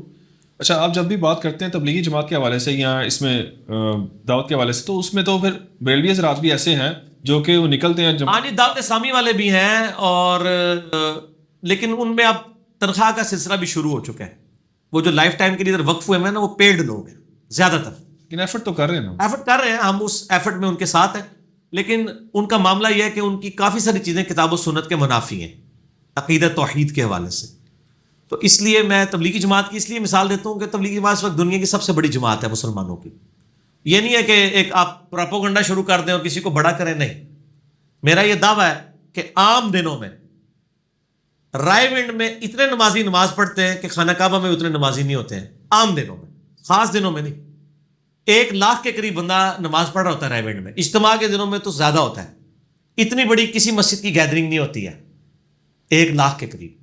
یہ تو اب حج عمرے کی وجہ سے ذرا گیدرنگ بڑھ گئی ہے نا، آپ حج عمرے ذرا روکے نا، میں دیکھتا ہوں بیت اللہ شریف میں 50,000 بندہ بھی نماز پڑھ جائے، کتنے لوگ اتنی دور سے ڈرائیو کر کے آئیں گے، جس طرح ہمارے محلے کے مسجدوں میں لوگ ہوتے ہیں، ایون وہاں تو مکہ شریف کے بیت اللہ کے پاس جو لوگ ہوتے ہیں نا ہوٹلوں میں، وہ بھی باب العمرہ کے پاس ایک چھوٹی سی مسجد ہے تو نماز پڑھ رہے ہوتے ہیں، اتنی دور کون چل کے جائے، اتنی بڑی مسجد ہے سینٹر تک پہنچتے ہوئے۔ تو سر وہ ان کی چلت پھرت میں 1,00,000 بندہ ہر وقت ہوتا ہے، اتنا بڑا کام اور کسی جماعت کا نہیں ہے، اور بے لوس میں اس لیے ان کو یعنی پریفر کرتا ہوں، باوجود اس کے کہ کئی معاملات میں اختلاف ہے، اس لیے ان کو میں بہتر سمجھتا ہوں۔ یہ نہیں کہ باقیوں نہیں، باقی جو بھی کر رہے ہیں، اب تو اہل حدیث کی بھی جماعت شروع ہو گئی ہے، تینوں کے بانیوں کا نام الیاس ہے، سلام علی الیاسین، ہاں، الیاس کاندلوی، الیاس قادری اور الیاس اثری۔ شیعہ نے نہیں بنائی، میرے خیال ہے وہ الیاس کی تلاش میں ہے۔ چلیے اگلا سوال ہے، اگر نماز کے دوران محمد نام آ جائے تو صلی اللہ علیہ وآلہ وسلم کہنا ہوگا یا خاموش رہیں گے؟ خاموش رہیں گے، اجماع امت ہے اس کے اوپر کہ نماز کے دوران کا پروٹوکول بالکل ڈیفرنٹ ہے، کیونکہ دیکھیں نا الموطا امام مالک میں موجود ہے، عبداللہ بن عمر کہتے ہیں کہ نبی صلی اللہ علیہ وسلم کے زمانے میں حضرت بلال سے روایت کر رہے ہوتے ہیں کہ نبی علیہ السلام کے زمانے میں جب کوئی نماز کی حالت میں نمازی کو سلام کرتا تھا وہ اس کو جواب نہیں دیتے تھے، صرف ہاتھ سے یوں اشارہ کرتے تھے، وعلیکم السلام، منہ سے نہیں کہنا۔ تو درود شریف آپ دل میں پڑھ لیں بغیر زبان کے، وہ ٹھیک ہے، لیکن آپ پہ واجب نہیں ہے۔ اس طرح ایک بندہ ٹوائلٹ گیا ہوا ہے، وہاں پہ اس نے اب درود شریف تو نہیں پڑھنا، نہ پڑھے۔ نماز چونکہ ایک بڑی عبادت ہے، اس کے اندر آپ آلریڈی مشغول ہیں اور درود شریف آ ہی جائے گا، تشہد میں تو آ ہی جائے گا نا۔ اور یہ درود شریف ہے نا، یہ ایک مجلس میں ایک دفعہ پڑھنا ضروری ہے، ہر دفعہ پڑھے بہت افضل ہے، کیونکہ مولا علی علیہ السلام نے روایت کیا جامعہ ترمذی میں کہ جس کے سامنے میرا ذکر ہو مجھ پر درود شریف نہ پڑھے وہ کنجوس ہے۔ اور مسند احمد میں حدیث ہے ایسے لوگ جنت میں بھی داخل ہوگے، وہاں بھی ان کو حسرت ہوگی جو بغیر درود شریف پڑھے کسی مجلس سے اٹھ جائیں۔ تو ہم اس مجلس میں جب ایک دفعہ درود شریف پڑھ لیتے ہیں نا تو ادا ہو جاتا ہے، باقی ہر دفعہ پڑھے وہ بہت افضل ہے، ٹھیک ہے، ایک دفعہ کم از کم لازمی ہے۔ اور یہاں پہ میں آپ کو بات بتا دوں، فقہ حنفی کا مسئلہ ہے کہ درود شریف کے بغیر بھی نماز مکمل ہے، باقی تینوں امام کہتے ہیں جو درود شریف نہیں پڑھے گا اس کی نماز ہی نہیں ہوگی۔ اور یہاں عشق رسول کے سارے ٹھیکیدار وہ ہیں کہ جن کی فقہ کے اندر درود شریف کے بغیر بھی نماز ہو جاتی ہے۔ ہم تو دعائے قنوت کے بعد بھی درود شریف پڑھتے ہیں، سنن نسائی میں حدیث موجود ہے، یہ صحابہ کرام کا عمل تھا، درود شریف دعائے قنوت کے بعد بھی پڑھنا ہوتا ہے۔ نماز جنازہ میں تو خیر سارے پڑھتے ہیں، اور نماز جنازہ میں درود ابراہیمی پڑھنا ہوتا ہے، اور نماز میں تو خیر پڑھتے ہی ہیں، تو لیکن درود شریف نماز میں ضروری ہے، کم از کم اللہم صلی علی محمد وعلی آل محمد، یہ ضروری ہے، ٹھیک ہو۔ جو قائل نہیں ہے ان کی کیا دلیل ہے؟ وہ آپ ان کی دلیل ہے بزرگ، قرآن و حدیث تو دلیل نہیں ہے۔ تو بزرگ جو لکھ جائیں، چاہے وہ غلطی سے لکھا گیا ہو یا کسی کاتب کی غلطی سے لکھا گیا ہو، وہ اس کو فالو کر رہے ہوتے ہیں، سر وہ اسی طریقے سے چلتے رہتے ہیں، ٹھیک ہو۔ لوح محفوظ اور ام الکتاب میں کیا فرق ہے؟ ایک ہی ہے، قرآن کے بارے میں ہے نا، بل ہوا قرآن مجید فی لوح محفوظ، اصل قرآن لوح محفوظ میں، یہ اس کی مصدقہ کاپی ہے، اور اسی لوح محفوظ کو اللہ تعالیٰ نے سورہ الزخرف پارہ نمبر 25 کے سٹارٹ میں ام الکتاب بھی کہا ہے۔ ام کا مطلب کیا ہوتا ہے؟ ماں، کتابوں کی ماں، کتابوں کی جڑ، جدھر سے ساری نکلی ہیں۔ تو یہ سورہ زخرف ہے. اعوذ باللہ من الشیطان الرجیم بسم اللہ الرحمن الرحیم. انا جعلناہ قرآنا عربیا لعلکم تعقلون. ہم نے قرآن اس لیے عربی میں نازل کیا تاکہ تم سمجھ سکو. وَإِنَّهُ فِي أُمِّ الْكِتَابِ لَدَيْنَا لَعَلِيٌّ حَكِيمٌ. اور بے شک یہ قرآن تو وہ اس ام الکتاب میں لکھا ہوا ہے جو ہمارے پاس ہے، بہت بلند اور حکمت والی. ٹھیک ہو گیا جی. تو ام الکتاب وہ ہے، کتابوں کی ماں. اسی سے تورات بھی اتری ہے، اسی سے انجیل بھی اتری ہے، اسی سے قرآن بھی اور زبور بھی، ساری صحائف جو ہیں وہ اسی ام الکتاب سے. وہ اللہ کی ہارڈ ڈسک ہے جی، وہ ام الکتاب ہے، سب کچھ اس کے اندر ہے، تفصیلات. مسلمانوں کا قبلہ اول کون سا ہے، بیت المقدس یا بیت اللہ شریف؟ ہماری ویڈیوز کے آنے سے پہلے بیت المقدس قبلہ اول تھا، لیکن اب بیت المقدس نہیں ہے، اس لیے کہ بیت المقدس قبلہ اول ہے ہی نہیں ہے. مسلمانوں کا قبلہ اول بیت اللہ شریف ہے، اور قبلہ آخر بھی بیت اللہ شریف ہے. یہ قبلہ اوسط ہے، درمیانی قبلہ بیت المقدس. کیونکہ جب آپ صلی اللہ علیہ وسلم، بخاری میں آتا ہے نا کہ آپ ہجرت کر کے چلے گئے مدینہ شریف، تو 17 مہینے تک آپ نے بیت المقدس کی طرف نماز پڑھی. مکے میں تو ظاہر خانہ کعبے کی طرف ہی پڑھتے تھے. وہاں پہ بھی آتا ہے مستجاب پہ کھڑے ہوتے تھے، جو حتیم کے اپوزٹ سائڈ والی ہے، رکن یمانی اور حجر اسود کے درمیان والی دیوار. ادھر اگر آپ کھڑے ہوں تو دونوں قبلوں کی طرف ویسے ہی منہ ہو جاتا ہے. وہاں تو یہ جھگڑا ہے ہی نہیں تھا. قرآن پاک میں سورہ بقرہ میں دوسرے پارے کے سٹارٹ ہی میں آتا ہے کہ ہم نے تمہارا قبلہ حضور صلی اللہ علیہ وسلم کی خواہش پہ تبدیل ہوا تھا نا. بار بار آتا ہے کہ آپ صرف آسمان کی طرف نگاہ اٹھا رہے تھے. ہم نے قبلہ اس لیے چینج کیا تاکہ اہل کتاب کے پاس تمہارے خلاف حجت نہ رہے. اہل کتاب کو یہ پتا تھا کہ ابراہیمی قبلہ کون سا ہے، خانہ کعبہ. اچھا، جب نبی علیہ السلام اس قبلے کی طرف منہ کر کے نماز پڑھ رہے تھے نا، تو انہوں نے یہ کہنا شروع کر دیا، دیکھا نا ہمارے قبلے کو فالو کر رہے ہیں نا. اچھا، اب یہ بھی خطرہ تھا کہ اگر قبلہ چینج ہو تو بھی کوئی اور آٹا گوندے ہلدی کیوں ہے، وہی والی بات ہے نا، آٹا گوندے تو ہلنا پڑے گا.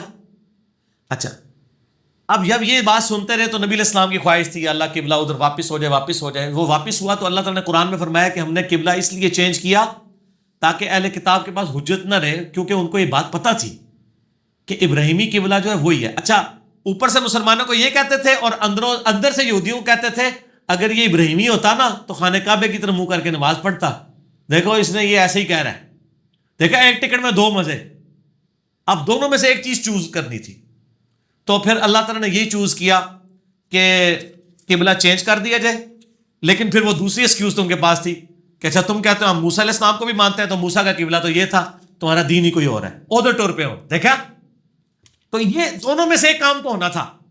یہ آپ کے ساتھ بھی ہونا ہے. جب آپ قرآن و سنت کو فالو کریں گے، کوئی نہ کوئی گالی تو آپ کو کھانی پڑے گی، نہیں تو دوزخ میں تو جانا ہی پڑے گا. تو اللہ تعالیٰ نے کیا فرمایا، اعوذ باللہ من الشیطان الرجیم، پارہ نمبر 2 کا آغاز اس سے ہو رہا ہے. سَيَقُولُ السُّفَهَاءُ مِنَ النَّاسِ، ان قریب بے وقوف لوگ کہنا شروع کر دیں گے. اب ان کے ہاتھ میں وہ جیسے کہتے ہیں مرغے کی ٹانگ تو آ گئی نا. مَا وَلَّاهُمْ عَنْ قِبْلَتِهِمُ الَّتِي كَانُوا عَلَيْهَا، ان کا قبلہ کس نے چینج کر دیا جس پہ پہلے تھے. سانجا قبلہ تھا، یہ خود کہتا تھا ہم موسیٰ کو بھی مانتے ہیں، تو موسیٰ علیہ السلام تو اسی قبلے کی طرف تھے، اب اس نے اپنا قبلہ ہی بدل دیا. اللہ نے فرمایا قُلِ اللَّهِ الْمَشْرِقُ وَالْمَغْرِبُ، فرماؤ مشرق مغرب اللہ ہی کے ہیں. یہدی من یشاء الی صراط مستقیم، اللہ تعالیٰ جسے چاہتا ہے صراط مستقیم کی طرف گائیڈ کرتا ہے. یہ 3 رکوع اس سے پہلے بھی ہے. پہلے اللہ تعالیٰ نے وہی بات فرمایا کہ تم جس طرف بھی چہرہ کرو اللہ ہی کا چہرہ پاؤ گے. یعنی یہ ڈائریکشن سے کوئی فرق ہی نہیں پڑتا. بخاری مسلم میں حدیث ہے، نبی علیہ السلام جب سواری پر سوار ہوتے تو قبلے کا اہتمام نہیں کرتے تھے نماز پڑھتے ہوئے. ہاں، فرض نماز کے لیے زمین پہ اتر کے پڑھتے تھے. اور بخاری مسلم کے الفاظ ہیں وطر اور نفلی نماز سواری پہ پڑھتے، اور اس چیز کا بھی خیال نہ کرتے کہ سواری کس طرح مڑ رہی ہے. تو استقبال قبلہ تو سنتوں میں اور وطر میں ہے ہی کوئی نہیں ہے. یہ تو ہے کہ جدھر بھی منہ کریں. تو یہ قبلہ جو شرط ہے وہ صرف فرض نماز کے لیے. تو اگر یہ اتنی اسٹرکٹ شرط ہوتی تو نفل کی بھی ہوتی. تو جدھر بھی چہرہ کرو اللہ کا رخ ہی پاؤ گے. اور خانہ کعبے کے اوپر کھڑے ہو جائیں تو پھر کس طرح منہ کریں گے؟ جدھر مرضی کریں. اور حتیم میں نہیں، وہ آپ ہے. پہلے یہ ہوتا تھا کہ حتیم میں کھڑے ہوں گے تو کعبے کی طرف منہ کریں گے. جب ہماری ویڈیو آئی ہے تو ہم نے بتایا ہے کہ حتیم کعبے کا حصہ ہے. حتیم میں آپ کعبے کی طرف پیٹ کر کے بھی نماز پڑھیں تو آپ کی نماز درست ہے. کیونکہ کعبے کی بلڈنگ کے اندر آپ جس طرح مرضی منہ کریں. یہ جو آپ کو بلڈنگ دروازے والی نظر آ رہی ہے نا, یہ آدھا قبلہ ہے. بخاری مسلم میں حدیث ہے, اے عائشہ مجھے اگر تیری قوم کا خیال نہ ہوتا تو میں خانہ کعبہ کو ابراہیمی بنیادوں پہ تعمیر کرتا اور حتیم کو قبلے میں داخل کرتا. حتیم جو ہے یہ کعبے کا حصہ ہے. اور بخاری میں الفاظ ہیں کہ مشرکین عرب نے اپنا پاک مال جوڑا اور کعبے کی تعمیر شروع کی, تو مال پانی ختم ہو گیا, اٹا چٹا عثمان صاحب دیا, سیمنٹ بجری, تو انہوں نے کہا, ان کو نظر آ گیا یہ تو ختم ہو رہا ہے, انہوں نے کہا ایک کمرہ بنا دیتے ہیں اور بائیں والا جو حصہ ہے نا اس میں چھوٹی سی دیوار بنا دیتے ہیں. اسی لیے طواف کعبہ حتیم کے باہر ہوتا ہے. آپ حتیم کے اندر سے چکر کاٹیں آپ کا طواف ہی نہیں ہونا, دیکھا نا باہر سے ہوتا ہے. اسی لیے انہوں نے جو حجر اسود اور خانہ کعبے کے دروازے والی سائڈ ہے نا حتیم کی, وہ بند کی ہوئی ہے, وہ ڈائریکٹ کعبے سے جڑی ہوئی ہے. حتیم میں جانے کے لیے آپ کو پرلی طرف سے آتا ہے, وہ اگر جڑی ہوتی لوگ شارٹ کٹ پاکستانی مار کے چھوٹا جائے طواف کر لیندے. وہ بڑا صحیح کام کیتا جو بھائی, انہوں نے تو پتہ ہی کچھ نہیں. آپ شارٹ کٹ آپ مار نہیں سکتے, چھلانگ بھی نہیں مار سکتے, وہ اچھی خاصی اونچی ہے, ویسے بھی وہاں کھڑے ہوتے ہیں وہ, تو وہ انہوں نے اس لیے جوڑی ہوئی ہے. اور یہ اللہ کی رحمت ہے کہ وہ آج تک باہر ہے. حکمرانوں کو اندر لے کے جاتے ہیں, سر ہم بھی اندر ہی جاتے ہیں. حتیم کے اندر آپ کوئی بھی نماز پڑھ سکتا ہے, اندر ہوتی تو پھر آپ کو, تو حتیم کے اندر آپ کھڑے ہو کے کعبے کی طرف پیٹھ بھی کر لیں, جو آپ کا آج کل اسٹیبلش کعبہ ہے, اصل میں تو وہ پورے ہی کعبہ ہے. خانہ کعبے کے اندر آپ جائیں گے تو کس طرح منہ کریں, دائیں دیوار کو, بائیں کو, جدھر مرضی کریں. حتیم میں بھی آپ جس طرح منہ کریں نماز آپ کی ہو جائے گی. لیکن کریو نا تو پھڑ کے انسیدہ کر دیں گے, وہ کہیں گے یار تو قبلہ کول آ کے نظر پہ آتا سامنے قبلہ, تو کنڈ کیتی ہے. میرا خیال ہے کرو یار, تو سیدھے ہمت کرو لوگوں کو دین سکھانے کے لیے, کریں ایسے. اور یہ امہات المومنین کی سنت ہے. بخاری مسلم میں حدیث ہے, ابو سفیان رضی اللہ تعالیٰ عنہ فوت ہوئے نا, تو ان کی بیٹی تھی ام حبیبہ, ہماری ماں رضی اللہ تعالیٰ عنہ وسلام اللہ علیہ. 3 دن گزرے نا, ام حبیبہ نے اپنی سہیلیوں کے درمیان نا خوشبو ملی یوں کر کے رنگ والی, تو ساری سہیلیاں آج کل جسے آئی پیڑی ہے تیرے تو پیو مرے ہے, تو انہوں نے بھی کہا کہ آپ کا باپ مرا ہے اور آپ تیسرے دن خوشبو لگا رہی ہیں, آپ تو سوگ کریں. ان کا میں نے تم جاہلوں کو دکھانے کے لیے کیا ہے. میں نے نبی علیہ السلام سے سنا تھا کہ کسی میت پہ 3 دن سے زیادہ سوگ نہیں ہے, سوائے خامد کے اوپر بیوی 4 مہینہ 10 دن کرے گی. میں نے جان بوجھ کے اپنے باپ کے مرنے کے 3 دن کے بعد خوشبو ملی ہے تاکہ تم جاہلوں کو سکھاؤں. تو سر آپ ان جاہلوں کو سکھائیں حتیم میں کھڑے ہو کے, کعبے کی طرف پشت کر کے, کہ جاہلو علم حاصل کرو, یہ کعبے کا حصہ ہے. اگر یہ, اور بیچ میں ایک دفعہ ایکٹیویٹی ہوئی ہے آپ کو پتا, صحیح مسلم میں حدیث ہے, حجاج ابن یوسف نے توڑ کے خانہ کعبہ کو, بلکہ اس سے پہلے عبداللہ ابن زبیر نے اما عائشہ کے پاس گئے اور کہا یہ حدیث ہے. انہوں نے کہا ہاں حضور کی خواہش تھی. تو انہوں نے کہا اب تو بہت عرصہ گزر چکا ہے, اب کوئی مخالفت نہیں کرے گا. تو اما عائشہ نے کہا ٹھیک ہے. اما عائشہ خالہ بھی لگتی تھی, صحیح مسلم میں. تو ان کا خالہ میں حتیم کو کعبے میں داخل کرنے لگا ہوں, اب تو مسلمانوں کے پاس پیسہ بھی ہے. انہوں نے توڑ کے کعبہ شریف چوڑا کر دیا, پورا ریکٹینگولر. کعبہ اصل میں ریکٹینگولر ہے, اسکیئر نہیں ہے. ابراہیمی بنیادیں ایسی, ابراہیمی بنیادیں ایسی تھی. حتیم کے اوپر بھی انہوں نے درا چڑھا کے وڈا جا کمرہ بنا دیتا, مسلم شریف میں. بعد میں جب عبداللہ بن زبیر کو قتل کروایا گیا, صحیح مسلم میں آتا ہے, پہلے یزید نے بھیجا, کعبے پہ بمباری کروائی, نعوذ باللہ, کعبہ غلاف کعبہ, اس کو کامیابی نہیں ہوئی. پھر عبد الملک بن مروان نے حجاج بن یوسف کو بھیجا. اچھا, عبداللہ بن زبیر کی لاش بھی مسلم شریف میں آتا ہے, صحابی رسول کی لاش اس بنو امیہ علیہ امیہ نے, ظالموں نے لٹکائی رکھی خانہ کعبے کے دروازے پہ, تو عبرت کے لیے, نعوذ باللہ. عبد الملک بن مروان نے, حجاج بن یوسف نے کہا جی یہ تو اس نے قبلہ ہی چینج کر دیا تھا, حتیم تو باہر تھا, تو آپ مجھے اجازت دیں کہ میں قبلہ توڑ دوں. اصل میں ان کو ٹسل تھی کہ وہ آل امیہ اور وہ والی جو, وہ آل امیہ کا قبلہ چل رہا تھا نا, اسلام سے پہلے تو آل امیہ حکمران تھے. اس نے اس ٹسل میں دوبارہ کعبے کو توڑا اور حتیم کو باہر نکال دیا. اچھا, بعد میں لوگوں نے جا کے جب عبد الملک بن مروان کو بتایا کہ یہ تو حدیث ہے, تو اس نے کہا افسوس میں نے یہ حرکت کیا کر دی. ٹھیک ہو گیا. تو لیکن وہ اپنی ضد پہ بھی قائم رہا کہ اب ہو گیا ہے, اب ریورس بھی نہیں مارنا, ضد تو اپنی جگہ ہے. لیکن مسلم شریف کے الفاظ ہیں, اس نے افسوس کیا کہ یہ غلط کام ہوا ہے. اب کیا ہوا, بنو امیہ جب ختم ہو گئی, آل عباس کی حکومت آئی. ٹھیک ہو گیا جی. آل عباس کی جب حکومت آئی وہ بنو امیہ کے کمپیٹیٹر تھے، نون لیگ پی ٹی آئی والا چکر تھا. انہوں نے دلیل بھی تھی، انہوں نے کہا یہ تو نبی علیہ السلام کی خواہش تھی، عبداللہ بن زبیر نے کیا بھی تھا، یہ تو آل امیہ نے کیا تھا. انہوں نے کہا پنو پھر کعبے نو اتیم نو پھر وچ پاواں گے، ہن ساڈی حکومت ہے جو اسی کریے. تو امام مالک رحمہ اللہ نے پھر فتویٰ دیا کہ یہ حکمرانوں کا کھیل بن جائے گا، اس کو ادھر ہی رہنے دو. یہ اللہ کی حکمت ہی تھی، چونکہ نبی علیہ السلام نے بھی نہیں کروایا تو اگرچہ آپ کی خواہش تھی، لیکن تم کرواؤ گے، کل کو کسی اور کی حکومت آئی ہو پھر کہے گا پنو. ورنہ میں تو یقیناً کہنا کہ سعودی والے نے ضرور پان دینا سی، کیونکہ انہوں نے اپنے بچوں کے نام مروان، عبد الملک، سارے یزید اپنے بچوں کے نام رکھ دینے، یہ آل امیہ دے صحیح جانشین نے، انہوں نے ضرور پنوا دینا سی.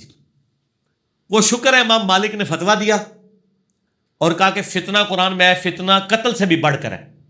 تو پھر وہ کعبہ ویسے ہی رہا، وہ آج تک ویسے ہی ہے. ٹھیک ہو گیا؟ کتنی بڑی سٹوری آپ کو میں نے سنائی ہے. یہ کہانی نہیں ہے وہ جو ہمارے مولوی سنا رہے ہوتے ہیں کہانی ہے، ایک دفعہ کا ذکر ہے، یہ سارا وہ ذکر ہے جو مسلم شریف میں ہے. ویسے یہ جو ابھی آپ نے بتایا نا، یہ تو 2018 کا اشتہار ہے، ورنہ اس سے پہلے ہماری آبزرویشن میں بھی یہ چیز رہی ہے کہ کبھی کسی نے دوسرا رخ کر کے نماز نہیں پڑھی. ہاں جی، وہاں عرب میں نے بھی نہیں ویسے پڑھی، عرب علماء کو نہیں پتا ویسے اس نہیں پتا، ان کو پتہ ہے، اس بات کا پتہ ہے. اچھا اگلا سوال ہے، کرکٹ میچ کے لیے جانوروں سے فال نکلوانا کیسا ہے کہ کون جیتے گا؟ استغفر اللہ واتوب الیہ، لعنت اللہ علی الکاذبین. یہ اتنا بڑا ظلم ہے. میں حیران ہوں کہ انڈیا کے خلاف میچ ہو رہا تھا پچھلے دنوں، ابھی یہ ہار بھی گئے ہو برے طریقے نال. اس ہارنے چ کوئی میری بھی کوئی تھوڑی جی دعا شامل ہے اس واسطے کہ میں نے کہا یا اللہ یہ تو امت گمراہ ہو جائے گی. اگر ایک میچ ہارنے سے اس امت کا عقیدہ صحیح ہو جاتا ہے تو اسی 10 میچ ہار جائیے یار، کوئی مسئلہ نہیں ہے. یار میچ آپ کا ہندوؤں سے ہو رہا ہے، بت پرستوں سے ہو رہا ہے، اور کام آپ وہی کر رہے ہیں. کبھی کہیں پہ کوئی جناب کسی بھینس سے نکلوا رہے ہیں فال، کسی جگہ پہ وہ چمپینزی سے نکلوا رہے ہیں، کسی جگہ اونٹ سے نکلوا رہے ہیں. یہ مسلمان ہیں؟ 4 تو میں نے فال خود دیکھے ہیں ان کے نکلوائے جیو کے اوپر. اور جی وہ مجھے تو لگتا ہے وہ انتظار کرتے رہتے ہیں جب وہ پاکستان کا جھنڈا اٹھاتا ہے تو وہ والا فلم آ لیتے ہیں. ہاں وہ لائیو نہیں انہوں نے دکھایا، لائیو دکھائے نا کہ کتنی دیر میں وہ جاتا ہے، وہ جب جا رہا ہوتا ہے اس وقت دکھاتے ہیں. تو یہ بالکل غلط ہے. صحیح مسلم میں حدیث ہے، جس نے کسی نجومی کے پاس گیا فال نکلوانے کے لیے، مستقبل کی خبر کے لیے، 40 دن تک اللہ تعالیٰ اس کی عبادت قبول نہیں کرے گا. بخاری مسلم دونوں میں حدیث ہے. آپ صلی اللہ علیہ وآلہ وسلم فرمایا، فجر کے بعد آپ نے خطبہ دیا صحابہ کو. اس رات بارش ہوئی تھی. کہا صحابہ 2 قسم کے لوگوں نے آج صبح کی ہے. ایک وہ ہیں جنہوں نے اس حال میں صبح کی ہے کہ انہوں نے کہا کہ یہ ستاروں کی وجہ سے بارش ہوئی ہے، انہوں نے اپنے رب کے ساتھ کفر پہ توبہ جو ہے صبح کی ہے. اور ایک وہ ہیں جنہوں نے کہا اللہ نے بارش کی ہے، انہوں نے اپنے رب پر ایمان لاتے ہوئے صبح کی ہے. تو یہ فال کیا نکلوا رہے ہیں؟ میچ جیتے جیتے ایمان ہی ہار جاؤ گے اور پھر سر کڑا کے ویکھ لیا جنا کہ بنا جے. اتنے برے طریقے سے آ رہے ہیں. وہ ٹیم جس نے چیمپئنز ٹرافی میں شکست دی ہوئی تھی اتنی چیپلی آ رہی ہے. تو میرا خیال ہے یہ نوسط ہی پڑی ہے اس کی. اون نہ کڑائی ہو، مہربانی کریو جب میچ جیتنا جائے، مہربانی تھوڑی. اچھا علی بھائی، آپ جب بھی صحابہ کرام کے نام لیتے ہیں یا ائمہ کرام کے نام لیتے ہیں تو لفظ آپ ساتھ لکھتے ہیں المتوفا، اس کا مطلب کیا ہے؟ المتوفا مرد کے لیے ہوگا، المتوفیہ عورت کے لیے آئے گا. المتوفا یعنی اس کو موت آئی، یہ فوت ہوا فلاں سن میں. یہ اہل علم کے ہاں ریناؤنڈ ہے چیز. جب بھی محدثین کے نام لکھے جاتے ہیں نا، المتوفا ساتھ لکھا جاتا ہے تاکہ پتہ چلے کس صدی کا یہ بندہ ہے.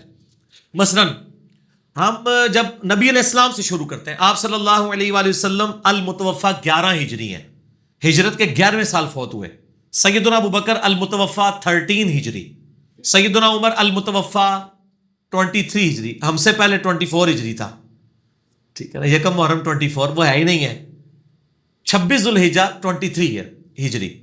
سیدنا عثمان 35 ہجری المتوفا. سیدنا علی المتوفا 40 ہجری. اس طریقے سے آگے چلیں. سعد ابن ابی وقاص المتوفا 56 ہجری. سیدہ عائشہ المتوفیہ 58 ہجری. حضرت ابو ہریرہ 59 ہجری المتوفا. عبداللہ ابن جابر بن عبداللہ المتوفا 74 ہجری. عبداللہ ابن ابی اوفا المتوفا 86 ہجری. انس ابن مالک المتوفا 93 ہجری. ابو طفیل عامر بن واصلہ المتوفا 110 ہجری. حضور کے 100 سال کے بعد فوت ہوئے صحابی ہیں، سب سے آخر میں صحابی فوت ہوئے ہیں. حسن بصری اور ابن سیرین المتوفا 110 ہجری. آگے آ جائیں، امام باقر علیہ السلام المتوفا 114 ہجری. امام جعفر المتوفا 148 ہجری، امام حنیفہ المتوفا 150 ہجری، امام مالک 179 ہجری المتوفا، امام شافعی 204 ہجری، احمد بن حنبل 241 ہجری، امام بخاری 256 ہجری، امام مسلم 261 ہجری، امام ترمذی 279 ہجری. یہ مجھے سینکڑوں لوگوں کی یہ یاد ہے، اس لیے نہیں کہ رٹا مارا ہوا ہے، میں بیان کرتا رہتا ہوں. حتیٰ کہ ہمارے اپنے شیخ زبیر علی زئی المتوفا 1435 ہجری. ٹھیک ہوگا جی. تو یہ اس لیے المتوفا بولا جاتا ہے تاکہ پتہ چل جائے کس سن کا ہے. ابن حجر اسقلانی المتوفا 852 ہجری پتہ چل گیا. امام ابن تیمیہ المتوفا 728 ہجری پتہ چل گیا. اب امام تبریبی کی بھی تفسیر ہے اور ابن کثیر کی بھی ہے، لیکن سر یہ کب لکھی گئی؟ 700 سال 400 سال کا فرق ہے. امام تبری جو ہے وہ 310 ہجری میں فوت ہوئے ہیں، ابن کثیر 774 میں. 400 سال کا فرق ہے. اب دونوں برابر تو نہیں ہے، وہ تو قرون اولیٰ کا زمانہ ہے. ٹھیک ہو گیا. تو فرق پتہ چل جاتا ہے. یہ المتوفا کا مطلب ہے وہ فوت ہوا اس سن کے اندر. ٹھیک ہو. چلیے ابلیس کے بارے میں ایک بات مشہور ہے کہ وہ بہت بڑا عالم تھا اور بہت بڑا اللہ والا تھا، کیا یہ درست ہے؟ بیسیکلی سو کارڈ جو اللہ والے بنے ہوئے ہیں نا، جن کو علم سے چڑ ہے، انہوں نے یہ زیادہ بات مشہور کی ہے کہ جی علم کوئی چیز نہیں. دیکھو ابلیس بھی بہت بڑا عالم تھا، جاہل تھا ابلیس، گمراہ ہوا ہے. عالم وہ ہوتا ہے جو اللہ کی بات سے انکاری ہو جائے. جاہل ہوتا ہے.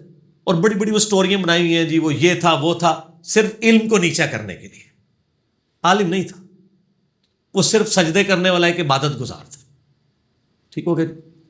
باقی یہ جو کچھ بنایا ہے نا، فرشتوں کا بھی استاد تھا، کہیں نہیں لکھا ہوا. دکھائیں کس حدیث کس آیت میں لکھا ہے فرشتوں کا استاد تھا؟ ہاں یہ تھا فرشتوں کے ساتھ تھا وہ، یعنی وہ جنات میں سے ایک ایسا جن تھا جو فرشتوں کے ساتھ تھا عبادت گزاری اور سارے معاملات میں. ٹھیک ہو گیا. تو یہ علم کو نیچا کرنے کے لیے بات کی جاتی ہے، کیونکہ قرآن میں انما یخشی اللہ من عبادہ العلماء، اللہ کی خشیت اور معرفت صرف اہل علم کو ہے. قرآن میں ہے قل هل يستوي الذين يعلمون والذين لا يعلمون انما يتذكر اولو الالباب. فرماؤ علم والے اور بغیر علم والے برابر نہیں ہو سکتے، نصیحت تو نہیں حاصل کرتے مگر علم والے. پھر نبی علیہ السلام کو کیا دعا دی گئی ہے؟ اے اللہ میری بزرگی میں اضافہ کر دے، نہیں میرے علم میں اضافہ کر دے. قل رب زدنی علما. تو سارے کا سارا معاملہ علم کے گرد چلتا تھا. انہوں نے کہا نہیں علم بس کریو یار، کہتے ہیں نا، کیونکہ علم سیکھ نہیں سکتے. تو علم ابلیس جاہل ہے. اس کے اوپر بڑا پیارا مضمون پیر نصیر الدین نصیر صاحب نے لکھا ہے کہ یہ کس طریقے سے ایک ڈھکوسلہ انہوں نے کیا ہے. اچھا پھر وہ کہتے ہیں جی ابلیس بڑا پکا مواحد تھا. استغفر اللہ. پکا مواحد وہ ہوتا ہے جو اللہ کی بات ماننے سے انکار کرتے. کہتے ہیں نہیں جی وہ کہتا تھا میں اللہ کو سجدہ کروں گا اور کسی کو نہیں کروں گا. اچھا یہ یعنی اس کا مطلب ہے وہ اللہ سے زیادہ سمجھتا تھا کہ میں نے کس کو سجدہ کرنا ہے کس کو نہیں. وہ کہاں سے مواحد ہوا؟ مواحد ہونے کے لیے صرف کیا ایک پہلو ہے کہ آپ نے اللہ کا ایک سجدے والا حکم ماننا ہے اور باقی نہیں ماننے؟ ہاں یہ پاکستان میں یہی ہے کہ آپ نماز میں اللہ کو سجدہ کریں، باہر نکل کے قبر کو بھی سجدہ کریں تو آپ مواحد ہی رہیں گے پھر بھی. لیکن اللہ کے ہاں تو مواحد نہیں رہتے نا. اللہ کے ہاں تو وہ مواحد ہوگا، یعنی پاکستان کے شناختی کارڈ والا مسلمان نا. مسلم شریف میں حدیث ہے 246 بندے کے کفر اور اسلام کے درمیان نماز فرق ہے، لیکن پاکستان کے شناختی کارڈ میں آپ مسلمان ہیں نماز چھوڑ کے بھی. تو یہ شناختی کارڈ والا مواحد تھا، وہ پکا مواحد کوئی نہیں تھا. پھر کہتا ہوں جی نبی کی تعظیم انہیں نہیں کی تھی. نبی کی تعظیم کا مسئلہ نہیں تھا میرے بھائی، اللہ کے حکم عدولی کا مسئلہ تھا. نبی کی تعظیم تو ایک ثانوی حیثیت تھی، اصل میں اس نے اللہ تعالیٰ کا حکم نہیں مانا تھا. اگر آپ سمجھتے ہیں تعظیم کا یہی تقاضا ہے تو ہم کیوں نہیں نبی علیہ السلام کو سجدہ کرتے؟ منع ہے. اب تعظیم کا تقاضا سجدہ رہا ہی نہیں ہے غیر اللہ کے لیے، وہ اور ہے دروشی پڑھیں گے آپ. تو یہ خود بخود انہوں نے ڈاکٹرائن بنائی ہوتی ہیں علم کو نیچا کرنے کے لیے. وہ جاہل تھا، اگر پہلے کو تھوڑا بہت علم تھا وہ جہالت میں ڈوب گیا جب اس نے اللہ کا حکم ماننے سے انکار کر دیا. ٹھیک ہو گیا. تو وہ علم کہہ دیتے ہیں، اور جو علماء ہیں نا چونکہ ان کو ایک گالی پڑتی ہے نا، وہ کہتے ہیں نہیں وہ بڑے انہیں متھے کسائے سن جی، چپے چپے تو انہیں سجدے کیتے نے. کیونکہ مولوی تو فرض بھی بیچارے مشکل سے ہی پڑھتے ہیں نا، علماء تو عبادت کو نیچا کرنا چاہتے ہیں. وہ کہتے ہیں دیکھو یار نماز آتے متھے تے بڑے انہیں بھی کسائے سن. تو یہ دو پارٹی ہیں آپ کو پتہ ہے نا، علماء اور صوفیاء یا عبادت گزار. یہ دو لدا ہے، دونوں پیرلل میں چلتے ہیں. وہ کہتے ہیں مولوی ہے نا کسی کی توہین کرنی ہو نا کسی بزرگ نے کہتا ہے مولوی ہے, معرفت شرفت کوئی نہیں, اور مولوی جڑے نے وہ, اور اسی لیے وہ پیر نصیر الدین صاحب کی آپ تقریریں سنیں نا, وہ کہتے سن اپنی گدی نش والوں کو کہتے تھے کہ اللہ دے بندے ہو تسی لوگوں کی رہنمائی کر رہے ہیں, آپ لوگ پیر بنے ہوئے ہیں, تقریر کے لیے مولوی کیوں بلاتے ہیں؟ آپ خود عالم نہیں ہے نا, تو جس کے پاس علم ہی نہیں وہ پیر کیوں بنا ہوا ہے؟ وہ کہتا میں دیکھا میں عالم بھی ہوں تے پیر بھی ہوں. وہ اپنے ساتھ والی گدی والوں کو مینا مارا کرتے تھے اس چیز کا کہ تقریریں مولوی, اور دیکھ لیں جتنے پیر ہیں تقریریں مولویوں سے کرواتے ہیں, خود ان میں سے اکثر کی کمپیٹنسی نہیں ہوتی ہے تقریر کرنے کی. تو چھڑے پیر بھی نہ بنو, چھڑے عالم بھی نہ بنو, دو ہی چیزیں بنو, ٹھیک ہے, لیکن پیر بن کے اللہ کی طرف لوگوں کو بلائیں, اپنی عبادت نہ کروائیں, ٹھیک ہے, ورنہ آپ پیڑ ہوں گے. پیڑ کہتے ہیں نا درد ٹیڈے جنہوں, پیر بنے. ویسے عربی میں تو پیر ہے ہی نہیں ہے نا, عربی میں پے نہیں ہوتا, ٹھیک ہے. وہ کون سا درخت تھا جس کا پھل کھانے سے شیطان نے آدم علیہ السلام کو خطا پر آمادہ کیا؟ اس سے کوئی فرق نہیں پڑتا وہ کون سا درخت تھا. صحیح مسلم میں حدیث ہے, آپ صلی اللہ علیہ وآلہ وسلم کا جمعے کا خطبہ اور باقی خطبوں سے پہلے آپ کہا کرتے تھے, 2005 نمبر حدیث ہے, کہ میں اور قیامت اس طرح ساتھ بھیجے گئے ہیں جیسے یہ 2 انگلیاں. مراد یہ کہ اب میرے بعد قیامت ہی آئے گی, کوئی پیغمبر نہیں آئے گا. یعنی اس 2 انگلیوں کو جوڑ کے آپ کیا رزلٹ نکالتے تھے کہ بالکل سائڈ بائی سائڈ ہے. ظاہر ہے ہزاروں پیغمبروں کی تاریخ میں ہمارے پیغمبر کے بعد کوئی پیغمبر نہیں, اب قیامت ہی آنی ہے. وہ لوگ پوچھ رہے ہوتے ہیں کیڑیاں 2 انگلیاں سن, وہ کوئی سی بھی 2 انگلیاں ہو, تھیم کیا ہے کہ قیامت اور نبی علیہ السلام ساتھ ساتھ ہیں. اگرچہ حدیث میں ہے کہ یہ 2 انگلیاں تھیں, شہادت کی اور درمیان والی, یہ نہ بھی ہوتا, ہم ان 2 انگلیوں کا مسئلہ نہیں ہے, مسئلہ اس تھیم کو فالو کرنا ہے. یہاں پہ بھی اس سے کوئی غرض نہیں کہ وہ گندم تھا, فلاں تھا, کیا تھا. تھیم یہ ہے جو سورۃ الاعراف میں آیا کہ شیطان نے ان کو یہ ورگلایا کہ ایک ایسا درخت ہے, ایسا پھل ہے جو تم کھا لو گے تو ہمیشہ کی زندگی پالو گے. ہمیشہ زندہ رہنے کی خواہش ہمارے اندر ہے, اور انشاءاللہ پوری ہوگی جنت میں جا کے, پھر موت نہیں آئے گی. جو بخاری میں حدیث ہے نا, قیامت الدن موت کو مینڈے کی شکل میں لا کے ذبح کیا جائے گا, اور دوست کی چیخو پکار کریں گے کہ موت آ جاتی, جان چھوٹ جاتی, اور جنتی خوش ہوں گے کہ یار ہمیں موت ہی نہیں اب آئے گی. تو وہ اس میں کہ تم ہمیشہ کی زندگی حاصل ہو جائے گی تمہیں. وہ اس چکر میں انہوں نے کھایا, پھر ان کے اپنے کپڑے بھی اتر گئے, پھر جو کچھ ہوا وہ ٹیسٹ کیس کے طور پہ اللہ نے رکھا, پھر دنیا میں اتر آئے. باقی یہ کہنا نعوذ باللہ کہ یہ اللہ نے کروایا ہے, یہ کلمہ کفر ہے. جو کچھ کیا وہ اللہ کے علم میں تو تھا کہ ایسا ہوگا, کروانے کا معاملہ اللہ کی طرف منسوب کرنا یہ شیطنت ہے. یہ شیطان نے کہا تھا اللہ تو نے مجھے گمراہ کیا ہے. وہ یہ نہیں کہتا تھا کہ نے زبردستی کیا ہے, مراد یہ کہ تو نے مجھے اس ازمائش میں کیوں ڈالا, منو ہی لیڈر رہنے دیتا, ٹھیک ہے. یہ نہیں تھا کہ تو نے اس, اور اللہ نے سے پوچھا ہے کہ تجھے کس چیز نے آمادہ کیا, اس نے کہا تو نے اس کو مٹی سے پیدا کیا ہے, مجھے آگ سے. اور اس کی یہ لاجک تھی کہ آگ مٹی سے بہتر ہے, کیونکہ آگ اوپر اٹھتی ہے, مٹی پستی کی نشانی ہے. لیکن یہ تو ایک فیکٹر ہے, آگ میں آپ کوئی چیز ڈالیں وہ جل جاتی ہے, مٹی میں آپ بے قدر بیج بھی بوئیں 6 ارب گنا بڑا درخت بن جاتا ہے. تو میرے ساتھ شیطان مناظرہ کر لے, مٹی تو آگ سے بہت بہتر ہے. کئی معاملات میں, چاند ایک معاملات میں آگ بہتر ہو سکتی ہے نا, ٹھیک ہے نا. باقی اللہ جس کے سر پہ, مٹی کو میں اس لیے بہتر سمجھتا ہوں کہ اشرف المخلوقات انسان, اور اس میں بھی سب سے بڑی ڈگری نبی علیہ السلام محبوب ہے. محبوب اللہ کا جو کائنات میں سب سے افضل مرتبہ ہے جس کا, وہ کوئی فرشتہ نہیں ہے, وہ کوئی جن نہیں ہے, وہ انسانوں میں سے ایک شخص ہے, محمد رسول اللہ صلی اللہ علیہ وآلہ وسلم. اس لیے میں بریلویوں کو کہتا ہوں کہ میرے بھائی نبی علیہ السلام کی عظمت نور ہونے میں نہیں ہے, مٹی ہونے میں ہے. صحیح مسلم میں حدیث ہے اللہ نے انسانوں کو مٹی سے, فرشتوں کو نور سے اور آگ سے پیدا کیا ہے, جنات کو. قرآن میں سورۃ الحجر میں آیا کہ اللہ نے آگ کی لپٹ سے جنات کو اور مٹی سے انسان کو پیدا کیا. یہ تو 7 دفعہ آیا کس سے آدم اور ابلیس کے کانٹیکسٹ کے اندر. باقی یہ کہنا اللہ نور السماوات والارض, سر یہ عربی لنگوسٹک میں ایک محاورتاً بات ہے. اس کا یہ قطعاً مقصد نہیں کہ اللہ تعالیٰ زمین و آسمان کے اندر حلول کیے ہوئے ہیں, نہیں. اللہ نور السماوات والارض کا لفظی ترجمہ تو یہ ہے کہ اللہ نور ہے زمین و آسمان کا. تو وہ صوفیہ کہتے ہیں زمین و آسمان میں اللہ ہی اللہ ہر جگہ, نہیں. اللہ نور السماوات والارض کا مطلب محاورتاً ہے. اردو میں بھی آپ کہتے ہیں نا اولاد کو آنکھوں کا نور کہتے ہیں, تو اولاد کیا مر جاتا, بندہ اندھا ہو جاتا ہے. کوئی زہرا جی کو ہوتا ہے نا, اور یوسف علیہ السلام دی نا مثال دے دیو کہ انہوں نے ابا جی ہو گئے سر اولاد غامی, وہ ایک آدھ مثال ہوتی ہے نا. ایک محاورتاً، یہ بھی محاورتاً بات ہے کہ زمین و آسمان کی رونق کا سبب اللہ ہے. اللہ نور السماوات والارض، آیت نور کا مطلب یہ ہے کہ سب رونقیں ان کا خالق اللہ ہے، یہ اللہ کی وجہ سے قائم ہے. یہ ہے اس کا مطلب، حلول والا نہیں ہے. خالق کو مخلوق سے الگ کرنے کا نام توحید ہے. ٹھیک ہوگا جی.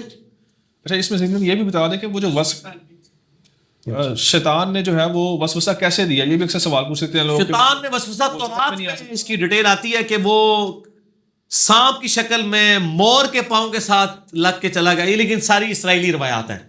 سر جس طرح بھی دیا، رزلٹ یہ ہے کہ وسوسہ دیا، جنت سے نکلے، اب جنت کی تلاش میں ہم بھٹک رہے ہیں. ٹھیک ہے. اور وہ جب اتارا کہا کیا کہ قل نہبطوا منہا جمیعا، اب سب کے سب یہاں سے اتر جاؤ. جب کبھی بھی کوئی ہدایت کی بات تمہارے پاس آئے گی، جو اس ہدایت کی پیروی کرے گا وہ کامیاب ہو جائے گا، اور جو اس ہدایت کی پیروی نہیں کرے گا، کفر کرے گا اللہ کی آیات سے، وہ ناکام ہو جائے گا. اینڈ رزلٹ یہ ہے کہ آپ نے نبیوں کو فالو کرنا ہے، اس کی کتابوں کو فالو کرنا ہے. ٹھیک ہوگا جی. یہ اینڈ رزلٹ ہے اس کا. ٹھیک ہوگا. آگے چلیں. اچھے اور برے خواب کی تعبیر کس سے پوچھ سکتے ہیں؟ کسی سے نہ پوچھیں، مہربانی کریں. ویسے آپ نے پوچھنے کے لیے آپ کو میں 50 کتابیں بتا دوں گا، لیکن کوئی گارنٹی نہیں ہے. یہ کون ڈیفائن کرے گا کہ اللہ کی طرف سے، شیطان کی طرف سے، نفس کی طرف سے؟ بخاری مسلم میں تو 3 آئے ہیں ایک سام. صرف جب تک وہ اسٹیبلش نہ ہو جائے واقعہ، اس وقت تک مانا نہیں جا سکتا. میں آپ کو ایک مثال دیتا ہوں. 2013 میں حامد میر صاحب کے پروگرام میں عمران خان صاحب نے کہا تھا میں نے خواب دیکھا ہے کہ 2013 میں ہم نے کلین سویپ کیا ہے. تو کیا تھا. چلو کوئی کہ جی نہیں 5 سال بعد پوری ہو گئی ہے، وہ بھی لولی لنگڑی پوری ہوئی ہے. سر ایک پارٹی چھوٹی جی ہٹے تھے، حکومت ختم ہے، کلین سویپ تو ابھی بھی نہیں کیا. ٹھیک ہے. تو سر یہ خواب جب تک اسٹیبلش نہ ہو جائے پتہ نہیں ہے. اور ڈاکٹر طاہر القادری صاحب کے خواب کیا ہے وہ آپ سب کو پتہ ہے، وہ بیان کرنے کی ضرورت نہیں. خواب کو کوئی نہیں بتا سکتا کہ یہ مستقبل میں، جب تک وہ اسٹیبلش نہ ہو جائے. جب اسٹیبلش ہوگا پھر پتہ چلے گا. میرا یوٹیوب پہ کلپ ہے، خواب میں دیدار مصطفیٰ صلی اللہ علیہ وآلہ وسلم، لاکھوں لوگوں نے دیکھا ہے. وہ آپ دیکھ لیں، آپ کو خوابوں کے حوالے سے کافی انفارمیشن مل جائے گی. ٹھیک ہو گیا. باقی کوئی اس طرح بتا نہیں سکتا کہ جی آپ کے ساتھ یہ ہوگا وہ ہوگا. ہاں ہمیں ایک بتایا گیا، بخاری مسلم حدیث ہے، جب کوئی برا خواب دیکھو اور تمہیں لگے یہ برا ہے تو 3 دفعہ بائیں طرف تھوک دو، اعوذ باللہ من الشیطان الرجیم پڑھ لو، تو اس کا یعنی اس خواب کے شر سے محفوظ رہو گے اور لوگوں سے بیان نہ کرو. ٹھیک ہو گیا جی. اور اچھا خواب ہو تو لوگوں سے بیان کرو. لیکن سر اب آپ کو کیسے پتا ہوگا کہ اچھا خواب کون سا ہے؟ ہو سکتا ہے آپ جس کو اچھا سمجھ رہے ہیں وہ برا ہو، اور کئی ایسے برے خواب ہوتے ہیں جو بڑے اچھے ہوتے ہیں. ٹھیک ہو گیا نا جی. آپ کو مردہ آگے کوئی چیز دے تب بندہ پریشان ہو جائے گا، لگتا ہے میرا بھی نمبر لگ گیا. حالانکہ اس کی تعبیر یہ ہے کہ آپ کی کوئی مردہ خواہش پوری ہو جائے گی. مردہ اگر آپ کو کوئی چیز دے رہا ہے تو اس سے یہ خواہش پوری ہو سکتی ہے. یہ تعبیر آپ نے کہاں سے لی ہے؟ یہ تعبیر یعنی سلف کی کتابوں کے اندر ملتی ہے. ویسے کتاب التعبیر چیپٹر ہے بخاری میں، اور کتاب الرؤیا چیپٹر ہے صحیح مسلم میں. اس میں نبی علیہ السلام خود بھی تعبیرات بتایا کرتے تھے کافی. اس میں ابن سیرین کی طرف ایک جھوٹی کتاب، کتاب الرؤیا بھی جو ہے نا وہ منسوب ہے. لوگوں نے تجربات کے ذریعے چیزیں سیکھی ہیں کہ ایسے ہو. کچھ قرآن پاک سے سیکھ لیا ہے، کچھ احادیث کی روشنی میں کہ سانپ نظر آ جاتا ہے تو وہ ایک دشمنی کی نشانی ہے. ٹھیک ہو گیا نا جی. تو اس طرح ڈیڈکٹ کیے، پھر لوگوں نے تجربات سے چیزیں اسٹیبلش کی ہیں. نبی علیہ السلام نے تو چند ایک چیزیں بتائی ہیں. دودھ دیکھنا اچھی چیز ہے، یہ بخاری مسلم میں آتا ہے. ٹھیک ہو گیا. نبی علیہ السلام نے بھی یعنی چیزیں دیکھی ہیں. تو اس قسم کی یعنی کئی ایک خواب اس میں آتے ہیں. اس سے تو باقی چیزیں انہوں نے ڈیڈکٹ کی ہوئی. ایک پورا علم ہے، لیکن اس چکر میں نہ پڑا کریں، اللہ کی طرف رجوع لائیں بس. ٹھیک ہو گیا. ہمزاد کیا ہوتا ہے؟ قرآن و سنت میں اس کے متعلق کیا احکامات ہیں؟ کچھ ملتا ہے اس کے حوالے سے؟ بس اس کو آخری سوال کریں کیونکہ میرا 5-7 منٹ ہی رہ گئے ہیں نا جی. ہاں پھر اگلی بار باقی کر لیں گے. ہم ذات کے بارے میں یعنی قرآن و حدیث میں سے قرین کا لفظ آیا ہے قرآن پاک میں. سورہ زخرف میں جو رحمان کے ذکر سے روگردانی کرے ہم اس پہ ایک قرین مقرر کر دیتے ہیں، قریبی ساتھی اس کا. اللہ کی طرف سے شیطان مسلط ہو جاتا ہے. ایک تو صحیح مسلم میں حدیث ہے نا کہ ہر شخص کے ساتھ ایک شیطان اور ایک فرشتہ ہے. شیطان برائی کی طرف بلاتا ہے، فرشتہ اچھائی کی طرف. صحابہ نے جرت کر کے پوچھا یا رسول اللہ آپ کے ساتھ؟ فرمایا ہاں میرے ساتھ بھی ہے، لیکن اللہ نے اس کو پہ غلبہ دیا. میرے ساتھ جو شیطان اٹیچ ہے وہ بھی اب نیکی کی طرف مجھے بلاتا ہے، بس اس کے علاوہ کوئی اور شخص نہیں. ما ضل صاحبکم وما غوا، صرف نبی علیہ السلام کے لیے. اسی طریقے سے سورہ قاف 2 نقطوں والا قاف 26ویں پارے میں آتا ہے نا کہ قیامت والے دن جو شیطان اٹیچ ہے نا وہ اللہ تعالیٰ کی بارگاہ میں کہے گا اللہ یہ ہے جو میری کسٹڈی میں تھا، اس کو دوزخ میں پھینک، تیرا نافرمان تھا. اللہ تعالیٰ فرمائے گا دونوں کو پھینکو. باقی یہ کہنا کہ حمزاد جو ہے وہ باہر پھرتا رہتا ہے بدرو بن کے، نہیں اس طرح نہیں ہے، اس طرح کچھ بھی نہیں ہوتا. اور یہ جو روحوں کے ساتھ ملاقاتیں کرا رہے ہوتے ہیں سب شیاطین والا کام ہے. ٹھیک ہو گیا؟ اس طریقے سے کوئی کچھ نہیں کر سکتا. ٹھیک ہے؟ اگر کوئی کہتا ہے وہ کر سکتا ہے تو سر اگر کوئی ڈاکٹر مر جائے نا، اس کا جب حمزاد آئے نا تو اس سے کوئی ڈاکٹری کا سوال کرے، کوئی نہیں آئے گا. کیونکہ علم جو ہے نا وہ آپ سیکھنے سے ہی آتا ہے. حمزاد آپ کو واقعہ تو آپ کی زندگی کا کوئی بتا سکتا ہے، پاسٹ میں ہوا مستقبل کا نہیں، لیکن علم نہیں سیکھ سکتے کہ جناب میں اگر 4 آرڈر ڈفرینشیل ایکویشن سالو کر سکنا تو میرا حمزاد بھی کر لے گا. نہیں، جو تک انہیں وہ سیکھی نہیں ہے میتھمیٹکس وہ نہیں کر سکتا. ٹھیک ہو گیا؟ باقی یہ جو کہتے ہیں حاضر کر لیتے ہیں، یہ کر لیتے ہیں، وہ کر لیتے ہیں، مرنے کے بعد بھٹکتی رہتی ہیں روحیں، سب ہندوانہ عقیدے ہیں جو مسلمانوں کے اندر یعنی آپ سمجھے شیطان نے داخل کرتی ہیں، ان کی کوئی اثر نہیں ہے. ٹھیک ہو گیا جی؟ حمزاد اگر ہر وقت ساتھ رہتا ہے تو وہ کیا سیکھ نہیں سکتا اس طرح سے؟ جو کوئی علم انسان یونیورسٹی کا اسٹوڈنٹ ہے تو اگر سیکھنا چاہے نا، اچھا سر ایک ہی کلاس میں ٹیچر پڑھاتا ہے 50 اسٹوڈنٹ ہیں، 10 فیل ہو جاتے ہیں. کیوں فیل ہوتے ہیں؟ انہوں نے سیکھا نہیں نہ ہوتا. وہ ٹرسٹ لے گا تو سیکھے گا نا. سیکھ جائے تو سر میرے ساتھ جو حمزاد ہے سب سے پہلے تو وہ ایک بار کہہ دینا نہ میں وہابی نہ میں بابی، میں ہوں مسلم علمی کتابی. نہیں سیکھ رہا نا وہ، ٹھیک. شاید سیکھ گیا ہو سکتا ہے، مجھے نہیں پتا سیکھا یا نہیں سیکھا، ہو سکتا ہے سیکھ گیا ہو، یہ چانس ہے. ٹھیک ہے جی، اس کو کنکلوڈ کرتے ہیں کیونکہ کافی ٹائم ہو چکا ہے. باقی سوالات انشاءاللہ اگلی مجلس میں کریں گے. اگلی مجلس انشاءاللہ تعالیٰ ہماری 30 نمبر ہوگی. اللہ تعالیٰ سے دعا ہے جو حق بات میں نے کہی اللہ تعالیٰ ہمارے دلوں میں راسخ فرمائے. اگر جس بات میں میرے منہ سے غلط بات نکل گئی اللہ تعالیٰ ہمارے دلوں سے ہی معاف کر دے. ہمیں کتاب و سنت کی تعلیمات پر عمل کر کے دوسرے بھائیوں تک پہنچانے کی توفیق عطا فرمائے. سبحانک اللہم و بحمدک، اشہد ان لا الہ الا انت، استغفرک و اتوب الیک، وما علینا الا البلاغ المبین. جزاک جزاکم اللہ خیرا و احسن الجزاء.